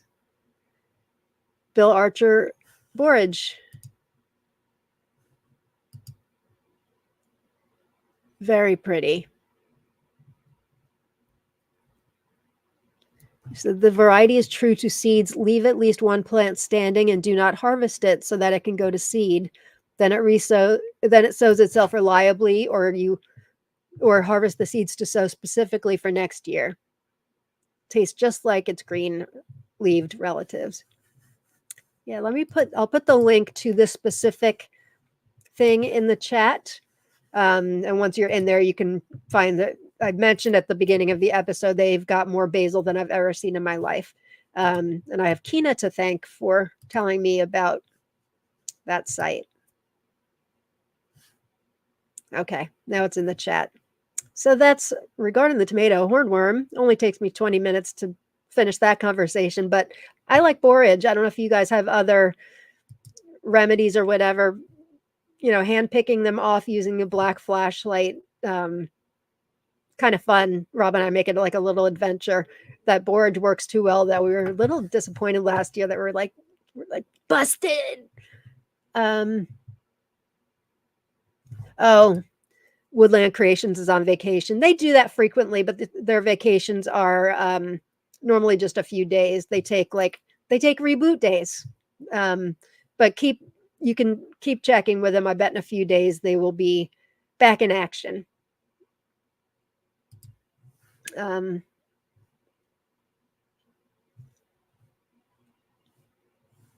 Samantha's growing Bill Archer. That's good. I'd never heard of it until this year. Cynthia Stone, I'm going to have to check. Yes, Cynthia, with your love of basil like mine. In fact, that New Guinea one I sent you is from Deaflora. I got a whole bunch that I ordered. That really, really awesome varieties. Licia says the borage flowers are great candied. I bet they are. If you guys are just joining us and if you've never watched before, make sure you type in #tomato in the comments, and I'm going to draw 5 names if we ever get to the end of the episode. We'll get there. We'll get there. Yeah, we're actually that was number 6. So we're getting there. It's only an hour and a half, right? I was going to my goal intention, if you will, was to keep this at about 90 minutes to 2 hours. But the way I look at it, we end when we end, right? When we're done, and we'll never truly be done talking about tomatoes. But I don't want to rush, but I don't want to take too long either, because we have lives other than tomatoes. I don't know what mine is other than tomatoes, but I do have a life. Cynthia, thank you, Lauren. You're welcome. You're welcome. I hope you check them out. They're great. Oh, Haley, interesting. I always have to be careful of the flowers I grow because I am either allergic or they aren't safe for dogs. Yeah, I can't help you as far as borage with dogs. You may want to look that one up for sure. I just planted lavender, Cloud Nicotiana. Huh. Never heard of that one. I grew lavender last year. I didn't this year because you need time to cold stratify it. And I was in Florida and didn't do it. I know some people say you don't need to cold stratify. I did last year. But yeah, I do love lavender. It's just a wonderful herb. Cynthia, yes, we are here for it. All right. We're in it, right? We're in it together. Teresa just ordered borage seeds. Excellent. Did you get the variegated or regular? Regular's beautiful too. Usually, I don't think I've seen them other than blue, sometimes white flowers. Would love a pink borage. That would be beautiful, but variegated coming up for me. Okay. This next one, I was given seeds from, not given seeds, we did a trade. Natalia at Lux Tomatoes, Lux Tomatoes. She and I did a trade, and she gave me these from Turkey. Shen Fa Aha bicolor. There are other Shen Fas. She also gave, well, I won't talk about that. That's our next one. Shen Fas Aha bicolor from Turkey. Isn't this a gorgeous tomato? Not growing it this year. I've got a whole stack of things I haven't logged on my spreadsheet, which is where this came from. If I could get through that sooner, I would have been like, oh, I need to grow this year. But I'm trying to contain myself. I did the Hiiuma green one from Katrine in Estonia. I've got to stop. I just have to stop. But that had to go into soil. There's no question. This maybe next year. Shenfas Aha bicolor. She says it's rare, a beautiful bicolor variety. The plant is tall and powerful. The fruits are flat, round beefsteaks, orange color with red stripes from the crown. Fruits are 300 to 700 grams. The cut flesh is yellow with pink marble. Sugary, sweet, tasty. To obtain large fruits, it's better to form 1 to 2 stems. Loves a sunny place and potassium supplements. And then there's another site where this picture on the left came from, mrpomodore.ru. Says indeterminate, tall, medium ripening, stress resistant and very productive variety. Bush is vigorous and strong. He also recommends to form into 2 stems. I assume it's a he. Don't know for sure, but Mr. Pomodore, you would assume. Exotic bicolor. The flutes are flat, round, soft orange in color with pink stripes. Look at that. I mean, it's gorgeous. Some fruits have a depression at the top of the fruit, characteristic of the variety. I love that. I love that look. The pulp is tender, juicy, and the taste is wonderful. Wonderful variety. Yeah, I don't know what else to say other than it's from Turkey and it sounds outstanding. Satya, you listen well, Satya. You could grow Shen for your nephew who wants an orange tomato. Then you can also enjoy a few. Yes, well, I'm seeing my nephew for the shower this weekend, so it's a little too late to start, but I'm giving him my Cherokee purple bicolor. I gave many of you seeds for that this year that I grew out last year, which looks a little similar. Not with the depression at the top like the photo on the left, but that was a really good one. And then I started Carrie Claxon for him, which I think I shared last week. It's an orange variety from Secret Seed Cartel. So I did both of those for him. I think we need to tell Rob, if you had a greenhouse, you could grow all winter. I know. The thing is, I think he knows it's coming. He's just, but he threw me a big, I was going to say something and I thought better not say that, but he's giving me, I've shared that he was putting in 2 more beds for me/us. I got him to commit to 4 more beds. The goal is to get rid or drastically reduce our grow bags. He said, how many beds do I need to build to get rid of these grow bags? So I'm trying to be nice, and I'm like, we had already committed to 2, and I'm like, 3? And then I'm like, what about 4? So I think we're at 4. I still have to have some grow bags because our garage tomatoes will be in grow bags. We're still going to have some. We just are, but not a lot. So yeah, I feel that was big news. I forgot to mention that. Such a beautiful tomato, isn't it, Dancing Vita? It's gorgeous. Shen Fas Aha bicolor, which leads me to our next one. Ooh, wait, Linda says beautiful. Yes. Ooh, like your emojis there. Well, you must have done some fast talking. I think looking pitiful helps. He's such a good Mr. Tomato Head. He's such a good guy. And honestly, he does love it. Is he as psychotic about it as me? No. But we spend every night out there after he gets home from work, as long as he works till a normal time. We go out there and we walk the plants every night. I love that. I just love that. It's like our special time together. So he doesn't know much about, even though he helped start each variety, he doesn't get to know them until they start to grow and I start yapping. Now this one, blah, blah, blah, blah, blah, this Jarson's a cross between blah, blah, blah, blah, blah. But yeah, we do taste tests, and we haven't videotaped them. He doesn't really want to be on videotape, but I'm going to have to do some taste tests using my refractometer this year, don't you think? I mean, that thing's a gold mine. Thumbs up on YouTube is a good thing. Hi, Terry Crafty T333. Nice to have you here. If you guys are just joining us, we are winding down, sort of, but make sure you type in #tomato, and I'm going to draw 5 names, and you'll get to choose from some seeds. I do have extras for, I think, 1, maybe 2 people of that Shen Fa Aha bicolor from Turkey. So if you are one of the winners and you want this, make sure you're one of the first to private message me. If you don't have private message on, well, I'll talk about that when we draw the names. You can email me too, and I will check both, I promise. Where are we at next? Oh, Cheryl, I did know this about you and your husband. My husband and I are the same way. Isn't it so nice?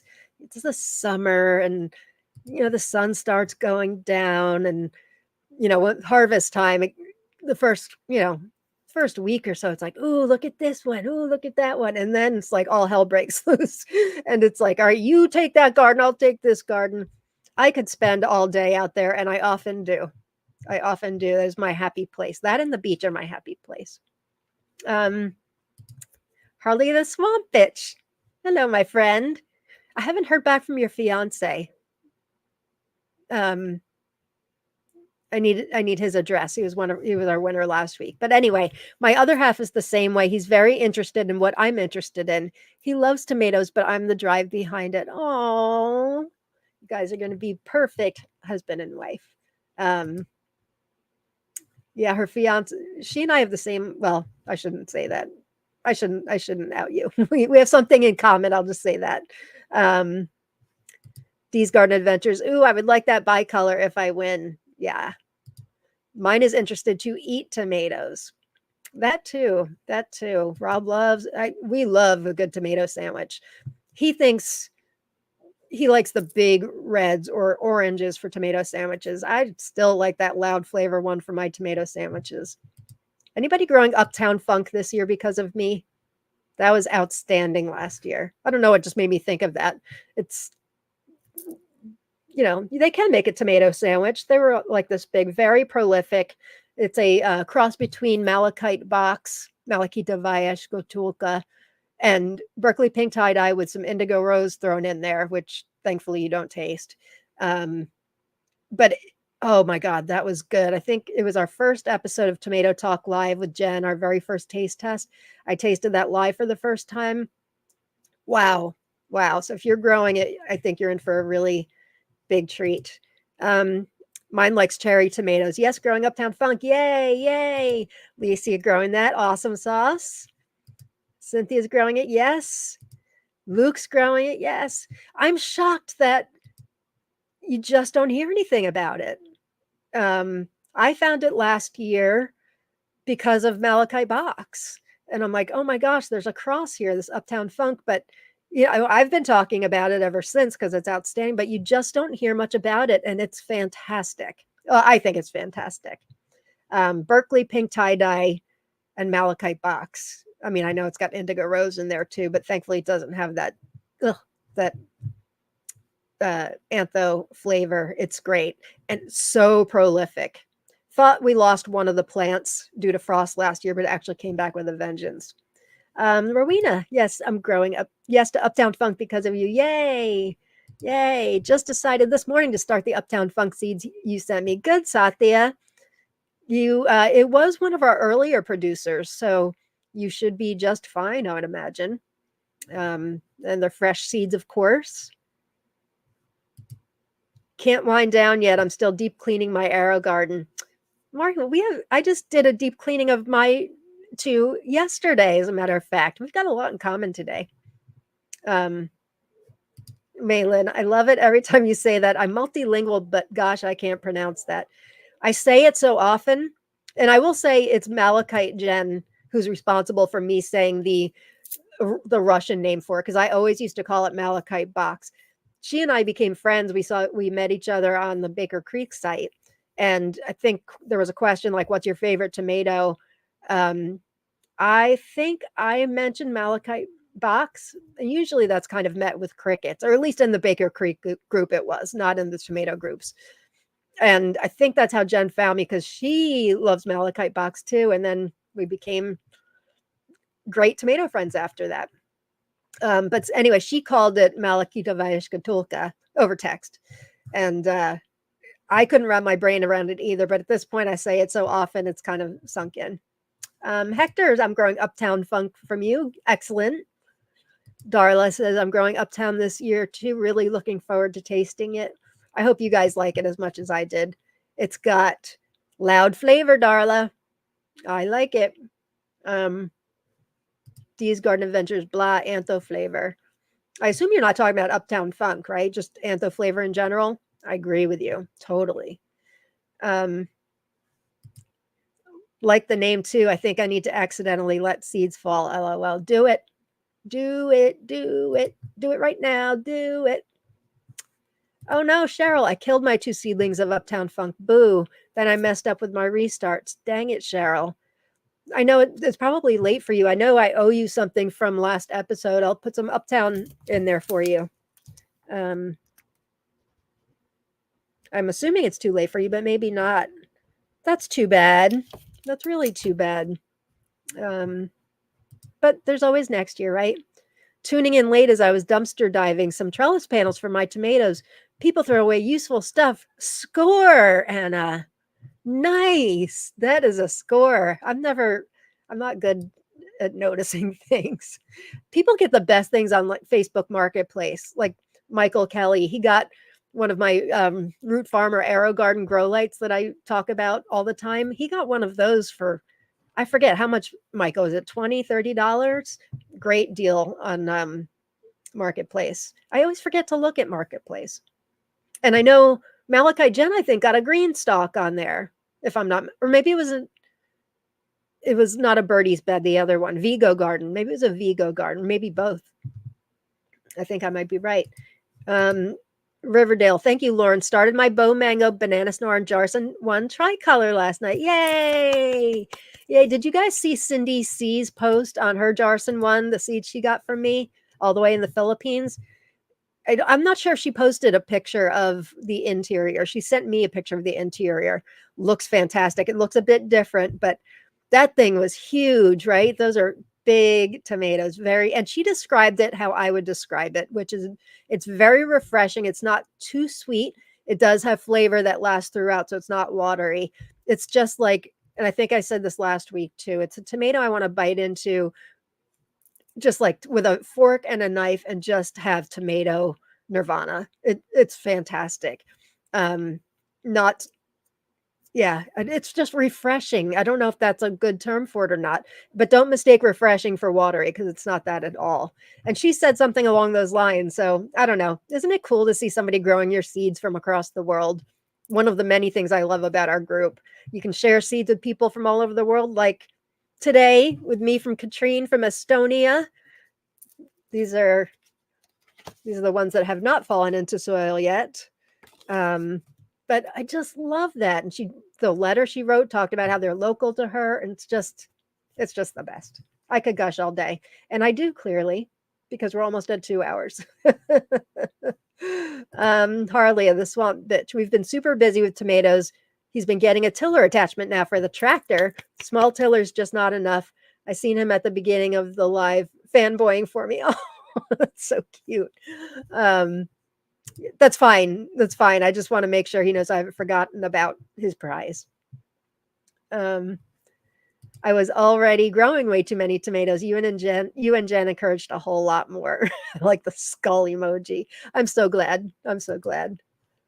Michael says that the Arrow Garden grow light was 30 Canadian dollars. On the lookout for more. It's a great light. It is. It is. Maybe I can show it. Hang on. If the cord's long enough. Yeah. Can you guys see it? There we go. Cord's not exactly long enough. So it sits tabletop, although it does come with, I'll just unplug it.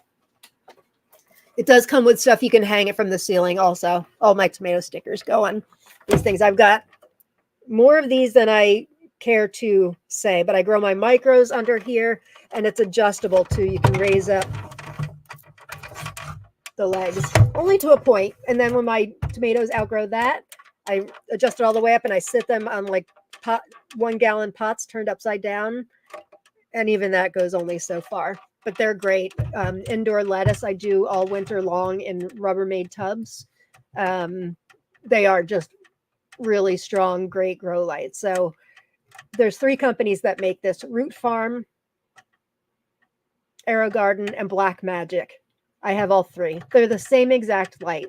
So I go with whichever one is cheaper at the moment. Not that I need any more. Let me plug this in. I'm starting some lettuce under here. Hang on.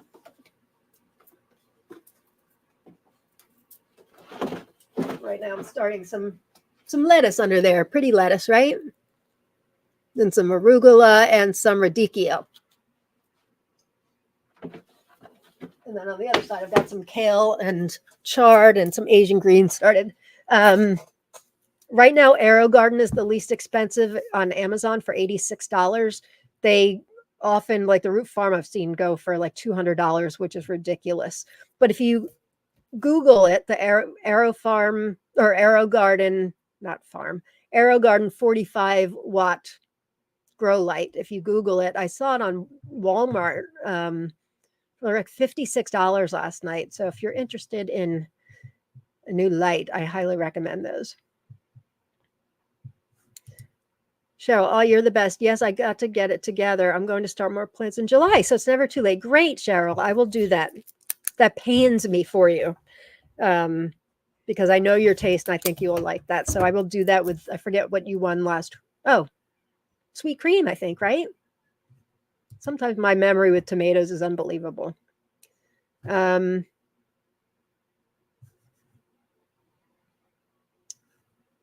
Cindy's was huge. The Jarson one, it was. And I will tell you that they weren't all quite that huge, but they were all very big. There were no small ones. So whoever's growing it this year, I think you're in for a treat. Same with Jarson 18-3. Those were big. They're crossed with Jarson 1, the one we're talking about, is crossed with Great White, which is, I believe, a big tomato, right? So it's bound to be big. And then Jarson 18-3 is crossed with Copia, which is a very big tomato.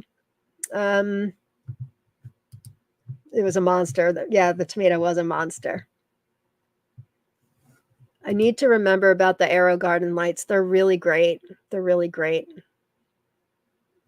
Malachi Jen weighs in. I don't know why I love calling it by the real name. It's just such a special tomato. It's worth paying homage to its origins. You're right. You're right. And I've got to say, now that I say it because of you, it does feel good rolling off the tongue. I know I don't say it properly, but Malakito Vayashkatuka. Like I sound like I know what I'm doing. I attempt it.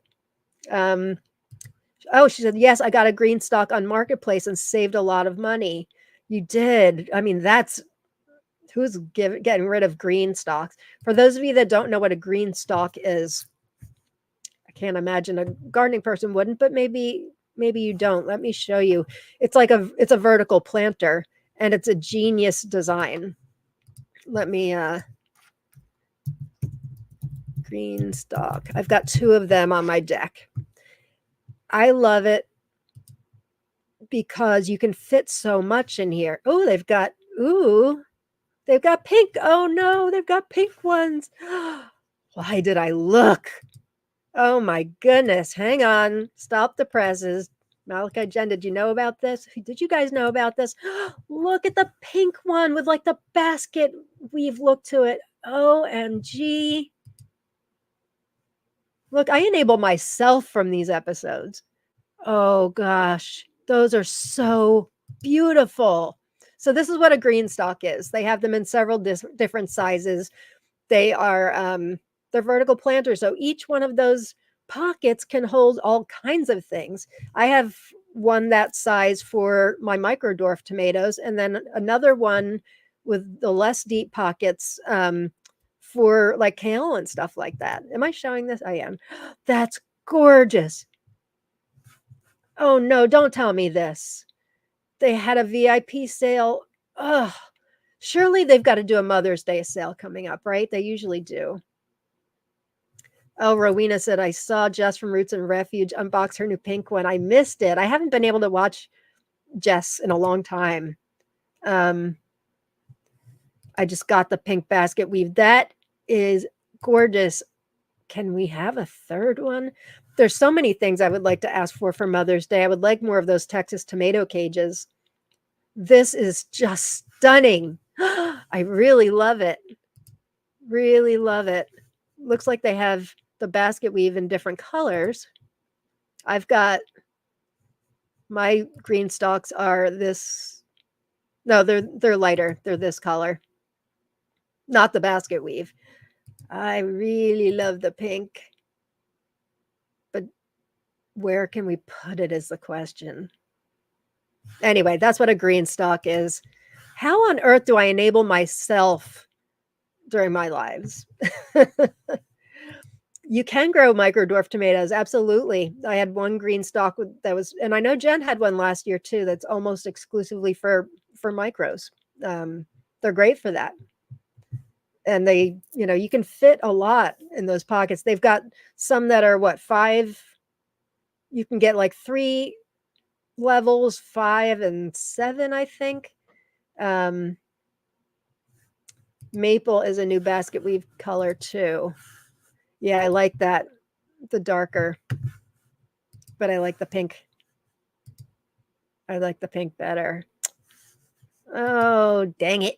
What did I just do? Now I'm going to obsess over this. It's really beautiful. That pink is just beautiful. Do they have them overseas? Anybody that's watching from overseas? I'm guessing no, but I hope you can. So the way it works is you fill water in the top, and then the design, it filters down to all the levels. It's really great, and you can get it on a spinner or wheels. I have spinners for mine. Yeah, that's really, really pretty. Not sure if I have another place for another one. I don't know. I don't know. Maybe I just need to cut my losses this year since we're getting 4 new beds. They do have a supplier in England. Now I think, oh, that's good to hear. That's good to hear. I have an off brand I use for herbs and lettuce. I do too. Something called Mr. Stacky I use for my strawberries. But they have all kinds of off brand, not as nice as the green stock. At least mine isn't. Mine's kind of cheapy. Annette says, I haven't seen them yet. Yeah, they're made really, really well too. Dancing Vein, I have not seen it either. My Happy Place. Hi, My Happy Place. I use one from Aldi. Aldi can get some great gardening stuff once in a while. Okay, so where did we leave off? Shen Fas Aha Bicolor. What's our next one? Shen Fas Aha Pink, also from Turkey. Here's what I know about this. Came from Lux Tomatoes also. Tall, mid-late variety, powerful plant up to 1.7 meters high. To obtain large fruits, better to form 1 to 2 stems. The fruits are flat, round, with fluffy beefsteak shoulders, soft pink in color. The pulp is fleshy, sugary, and sweet. So if you haven't followed me your first time watching or whatever, I'm on a constant lookout for a pink or red tomato that actually knocks my socks off for flavor. I'm not giving up, but the only one I've found, well, Little Napoli / Little Napoleon, if you count that, I'll count that. That's got outstanding flavor. This guy. I'll just tease you guys with looking at the interior of this again. Tease, tease, tease. That's got outstanding flavor. And Sweet Scarlet Dwarf last year was outstanding, but everything else is just good and not wow. But I'm not giving up. So we're growing a lot of reds this year. There's one that Kina was talking about. Heidi Dolan was talking about it. Two Hawks, Rob Two Hawks. I was given seeds. Heidi gave me seeds during our trade, and it looks and sounds outstanding. I just can't plant another red this year. But Kina's growing it, so I'll be curious to see. But yeah, Shen Fas Aha Pink. I don't know anything about the breeder or the name, what that means. I just know it's from Turkey. Ramonte, I don't know if you're still here. I know it's late, but if you have any insight more on this Shen Fas Aha Pink or bicolor, let me know. I don't have extra seeds of the pink to give out, but I do have the bicolor for like 1 or 2 people. I think these are new, according to Natalia from Lux Tomatoes. Do you guys know Lux Tomatoes? They're from Latvia. Let me show you what they look like. She's got a beautiful site. She's got some Jarsons, and her photos are just unbelievable. Let me show you. Hang on. Stop screen. Present. I think Kina told me about Lux Tomatoes a while ago. I've now placed a few orders from her and the one trade. This is her Jarson 7. Look at that. I am growing this. And she doesn't use filters on her tomatoes. She's got a beautiful eye. I don't know if she photographs herself or has a stylist or whatever, but this version of Jarson 7 looks outstanding. So let me get you the link to Lux Tomatoes. It's luxtomatoes.net. I'll put it in the comments. And check them out. Takes a couple weeks to get in. Ordering to the United States at least was simple. Luke said he's growing 2 Hawks this year. Yeah, good. You know, I keep being like, oh, should a seed fall into soil? But then I look at my list. I have so many reds. It does look really, really good, I have to admit. And I am not growing the Shen Fa Aha Pink this year, maybe next year. But I am growing this Jarson 7. and check out, she's got another Jarson too. She's got a couple coming up for next season. Oh yeah. Check out this. This is her Jarson 17, which is orange, strawberry, and Cherokee purple. Look at that. I'm growing that too. Growing a few different versions of Jarson 17. I think Terra Nova Farms gave me some of hers that were more of an ochre color, but yeah, looks lovely. Jarson 7 just went on the list. There's a lot of different, what's the word I'm looking for? Versions of each of these Jarsons. So if you want Lux tomatoes, you want to order from Lux Tomatoes or trade with somebody who has ordered. I will have seeds for this at the end of the season.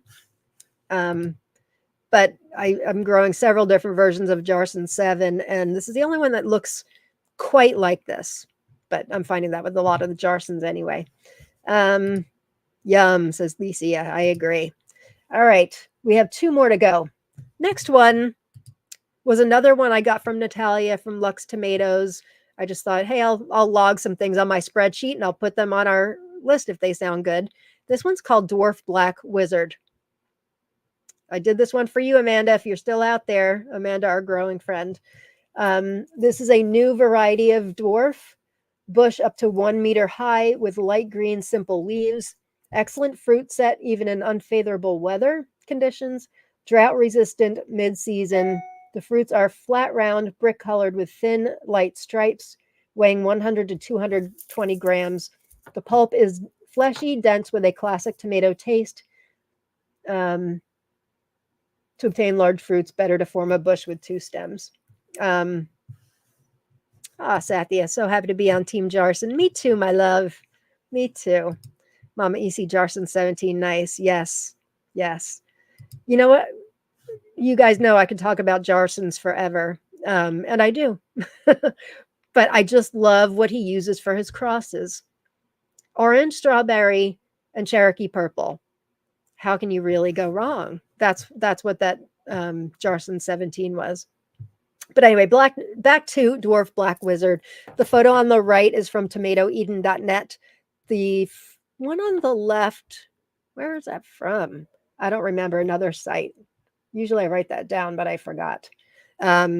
Looks really fantastic. So I'm not growing it this year. I don't know if any of you are growing it. Michael, I have Dwarf Black Wizard. Wasn't sure if to plant it.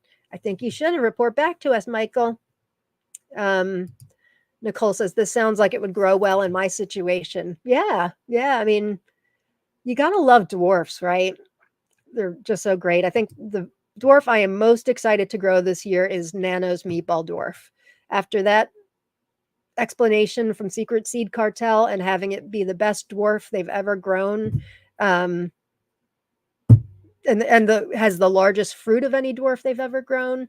I know I've got a lot of you excited about it. I'm super excited about it too. Look at that goo on Wizard. Yeah, I know. Lauren, could you do an episode with some explanation on growing 2 or 3 stems? Sure. I don't know if it's going to take an entire episode. And I feel like Dancing Vita, I feel like there are a lot of schools of thought. Oh, Darla, Dwarf Black Wizard. Yes. I feel like there's a lot of schools of thought on that. And it's kind of a personal thing. Like I recommend people with Banana Noir with my tomato that they double or triple stem it. They're skinny stems. You're not doing anything wrong if you have skinny stems on it. They are skinny stems. You will get more. You'll just get more if you do double or triple stems. A lot of people like single stem because you can fit more tomatoes in a row when you single stem. And if you're pruning the heck out of it, you can plant your varieties closer together than if you're letting it bush out. Last year we did both, and I think I'm opting for letting bush out, to be honest with you. The only downfall would be not enough airflow. But yeah, I could do an episode on it. It doesn't have to be today. I'm not sure I have all that much more to say. Yeah, I do. I have much more to say. I can do an episode. That's a great idea. Maybe like some regular growing tips along with that. Sathi is growing meatballs. Yeah, I think a lot of you are. They're out of stock right now. So glad I bought that. Dwarf Black Wizard or Nano's Meatball? Cynthia, if it wasn't for my husband garden spoiling me, I could never do all the stuff I do. Same. Here's cheers to supportive spouses or significant others. When people find out about me and Rob, we started our page a couple of years ago, Mr. and Mrs. Tomato Head. I get a lot of tomato people saying, reminded me of how lucky I am that we both enjoy it, because a lot of times it's like one of us is into it and the other one kind of rolls their eyes. So I am grateful, and that he puts up with just how crazy I am about it. My Nano's Meatball developed a root and got put in soil yesterday. Yay! Yay! Let me show you guys, if you haven't tuned in to see like my grow list episodes, let me show you what Nano's Meatball Dwarf is. It's an exclusive one at the moment to Secret Seed Cartel, but they are out of stock.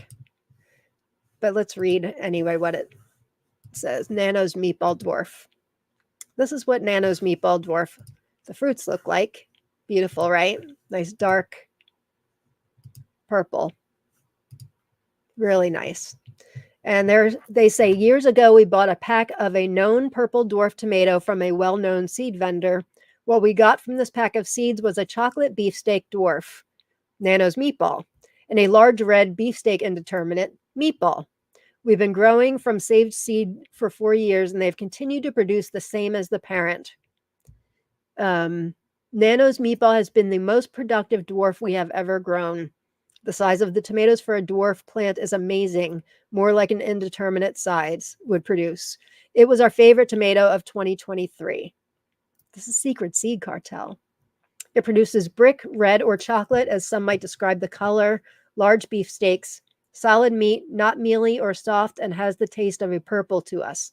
Sweet, with a deep tomato taste at the end. Seriously, the best dwarf we have grown to date. Normally, we would not release a tomato until it has been grown 7 years, for a few reasons we won't go into, and because of the huge demand for this, we are going to sell the seed.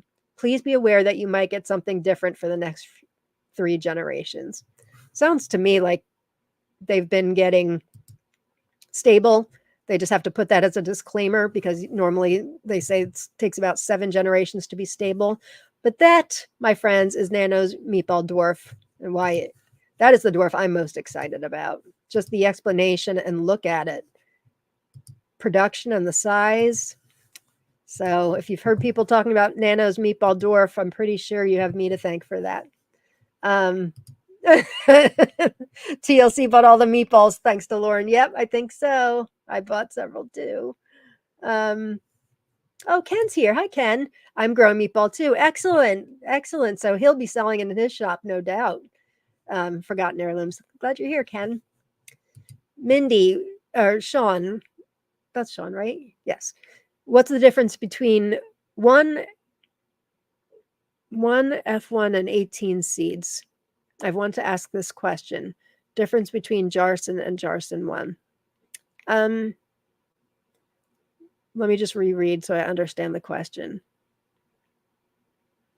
I don't think you mean to say F1 when it comes to Jarsons. F1 is what's used as a term when you first cross a tomato or a hybrid. And just there wouldn't be a just Jarson tomato. You're probably, correct me if I'm wrong, you're probably asking, there's like 5 different versions of Jarson 1 on Tomato Eden's website. What are the differences? In that case, it's kind of tough because she's naming them all Jarson 1 without putting a variety name for, like, say, Jarson 18. There's 4 different versions. There's Jarson 18 /1, /2, /3, /4. That's generally how the differences in the variety are being termed. But Tatiana on Tomato Eden, she released 3 more Jarson ones this year, and has them right now, at least all just at Jarson 1. So it's confusing. So that's why I named my Jarson 1 tricolor. Somebody suggested I put heart next to it. But just to distinguish it from the other ones, because there's one that she has that's very, very light. There's one that's like a light pink interior. Mine were more dark pink. So if that's your question, Sean, I don't know if I answered that for you or not, but you see a lot with Jarsons that it's a number and then with a /. So like Jarson 17 /1. That's version 1 of the Jarson 17 cross. I hope I answered that for you properly. Okay, you can send me a message later. Sounds good. They are working on a meatball beefsteak. Yes, they did say that they're working on that, but it wasn't released this year in that same thing. So yeah, that should be good too. Luke's growing Nano's meatball this year. Yep. That's going to be, we can all compare together. That'll be fun. Would love to trade for Nanos for next season. I'm pretty sure you're going to have many people to trade with. So hopefully it's good. Okay, my last one. This is another one that I got from Natalia from Lux Tomatoes in our trade. This is called Paglioni from Italy. I told you guys if you're into bicolors, you'd like this episode. This one I didn't know anything about until today. It's from Italy, fruits 200 to 500 grams, beefsteak, slightly flattened with the poles, upset in the upper part of the plump shoulders, even curved in the presence of large caliber. Sometimes the translations don't work out so well. 2-color epidermis, yellow covering a rose blush at maturity, a more intense phenomenon at the end of the season. Fleshy and juicy beef flesh. This is from Tomato Faifu, by the way. Sweet aromatic flavor, vigorous plant offshore development to be driven on several stems, regular foliage, indefinite growth. Very good, and regular production of frost. Sounds good to me. Nicole, that is a beautiful tomato. All right. Yes, I agree. That is gorgeous. And I'm not sure how it escaped my radar until now. While I don't really like, excuse me, while I don't like yellows and I don't like straight oranges, I do love bicolors. If any of you are growing my Cherokee purple bicolor this year, I think you're in for a nice treat. Paglioni, yes. I may have enough seeds to give away one of these Paglioni.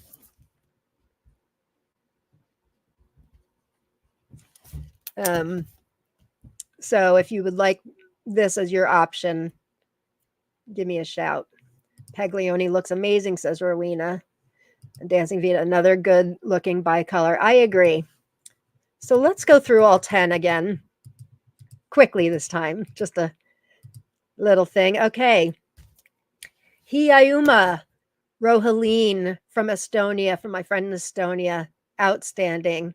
Went in soil today.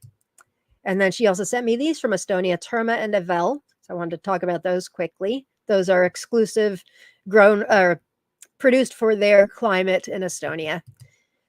I showed the original Little Napoli F1 and then my creation, dehybridized. I call Little Napoleon, and I did a taste test for you. Excuse me.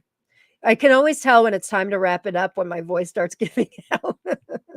And I did a Brix test on it using the refractometer, and it was an 8, which is nice tomato. I love the flavor of this one. Ampullus Miracleberry, I'm growing as a hanging variety this year. It's supposed to be really sweet and prolific. And Tumbling Jester, growing that as well. Not growing Rambling Red Stripe. I had this up there because somebody said it was the same as Tumbling Jester. I think I do have seeds, extra seeds for Rambling Red Stripe, though, if anybody wants to pick that. And I think I have Ampelus Miracleberry too, so I'll add that on as your option too. I will remind you guys all if you're one of the 5 names. And by the way, type in hashtag tomato in the comments to be eligible. I'm going to do the drawing in just a minute. So I will remind you if you're one of the 5 winners, message me and I can remind you of what your choices are.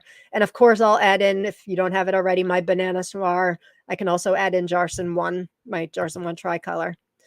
And this one, Shen Fa Ha bicolor. I do have enough to give away, I think, 2 of these.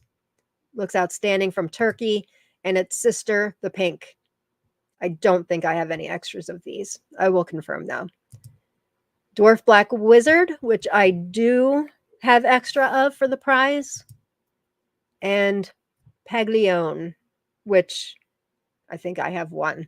So that's our 10 tomatoes that only took me 2 hours and 20 minutes. Woo! And we've got 80 live viewers, which is great. I know it's a bit of an inconvenience for some of you who watched on Facebook because that's no longer an option. But glad to see so many of you made it over today. So that is it. I'll do a drawing of 5 names. And thank you guys all for watching. Here's our giveaway tool. Oh, we had 83 people join in. That's excellent. So again, let me put in, if you are in the Facebook group, and if you're not, why aren't you? But if you're in the Facebook group, please private message me if you're one of the winners. If you're not, please email me. Oop. All right, don't disregard what I just said. That is not my email address. I can delete that. Okay. I don't know what I was thinking. I started my email address. Oh, it says you can put user in a timeout. Oh, and ban user and delete their comments. I don't want to delete my ban myself. This is my email address. Where are you at? me.com.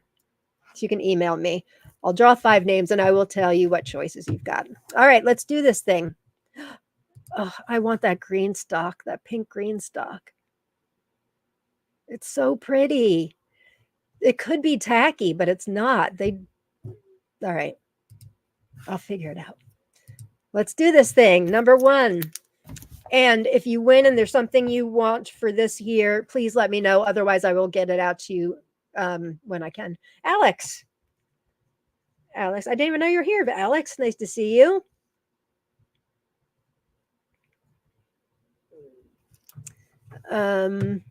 Last week, Alex tried to do a drawing at the last minute. He said, hey, I'd like to give away this. And I didn't see the comment in time, but I would just like to give a shout out to Alex. He's very generous with that stuff. Okay, number 2.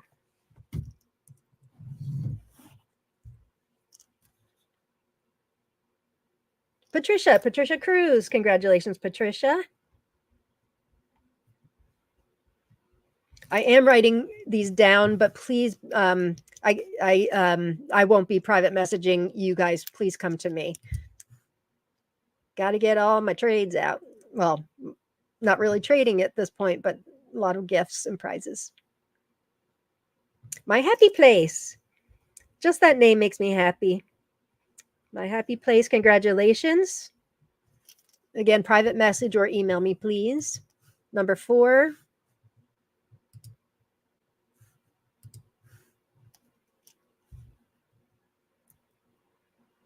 Mama EC. Mama EC, I think you've won a few times recently, haven't you? All right, and our final one.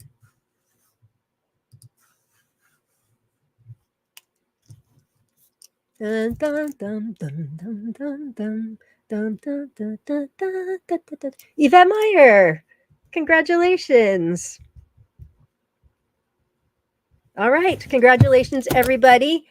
And thank you all for hanging out with me the last couple hours for Lauren's Tomato Awesome Sauce.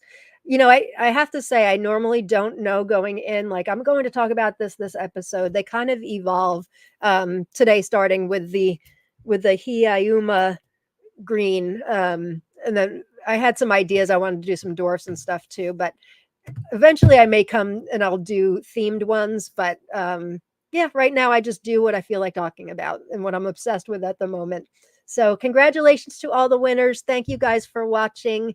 And I think we've confirmed Craig LaHoulier for our July episode. I think I said that last week, but it looks like that's when he's going to be back and talking about tomato genetics, which will be exciting, and probably other tomato stuff too. But we will keep you posted. And then our May episode, I think, is May 10th, which will be just Jen and I. More details to follow. So, okay. Thank you guys. I will see you next week. Peace and love. Get your gratitude on and go grow tomatoes. Bye, gang. See you next week.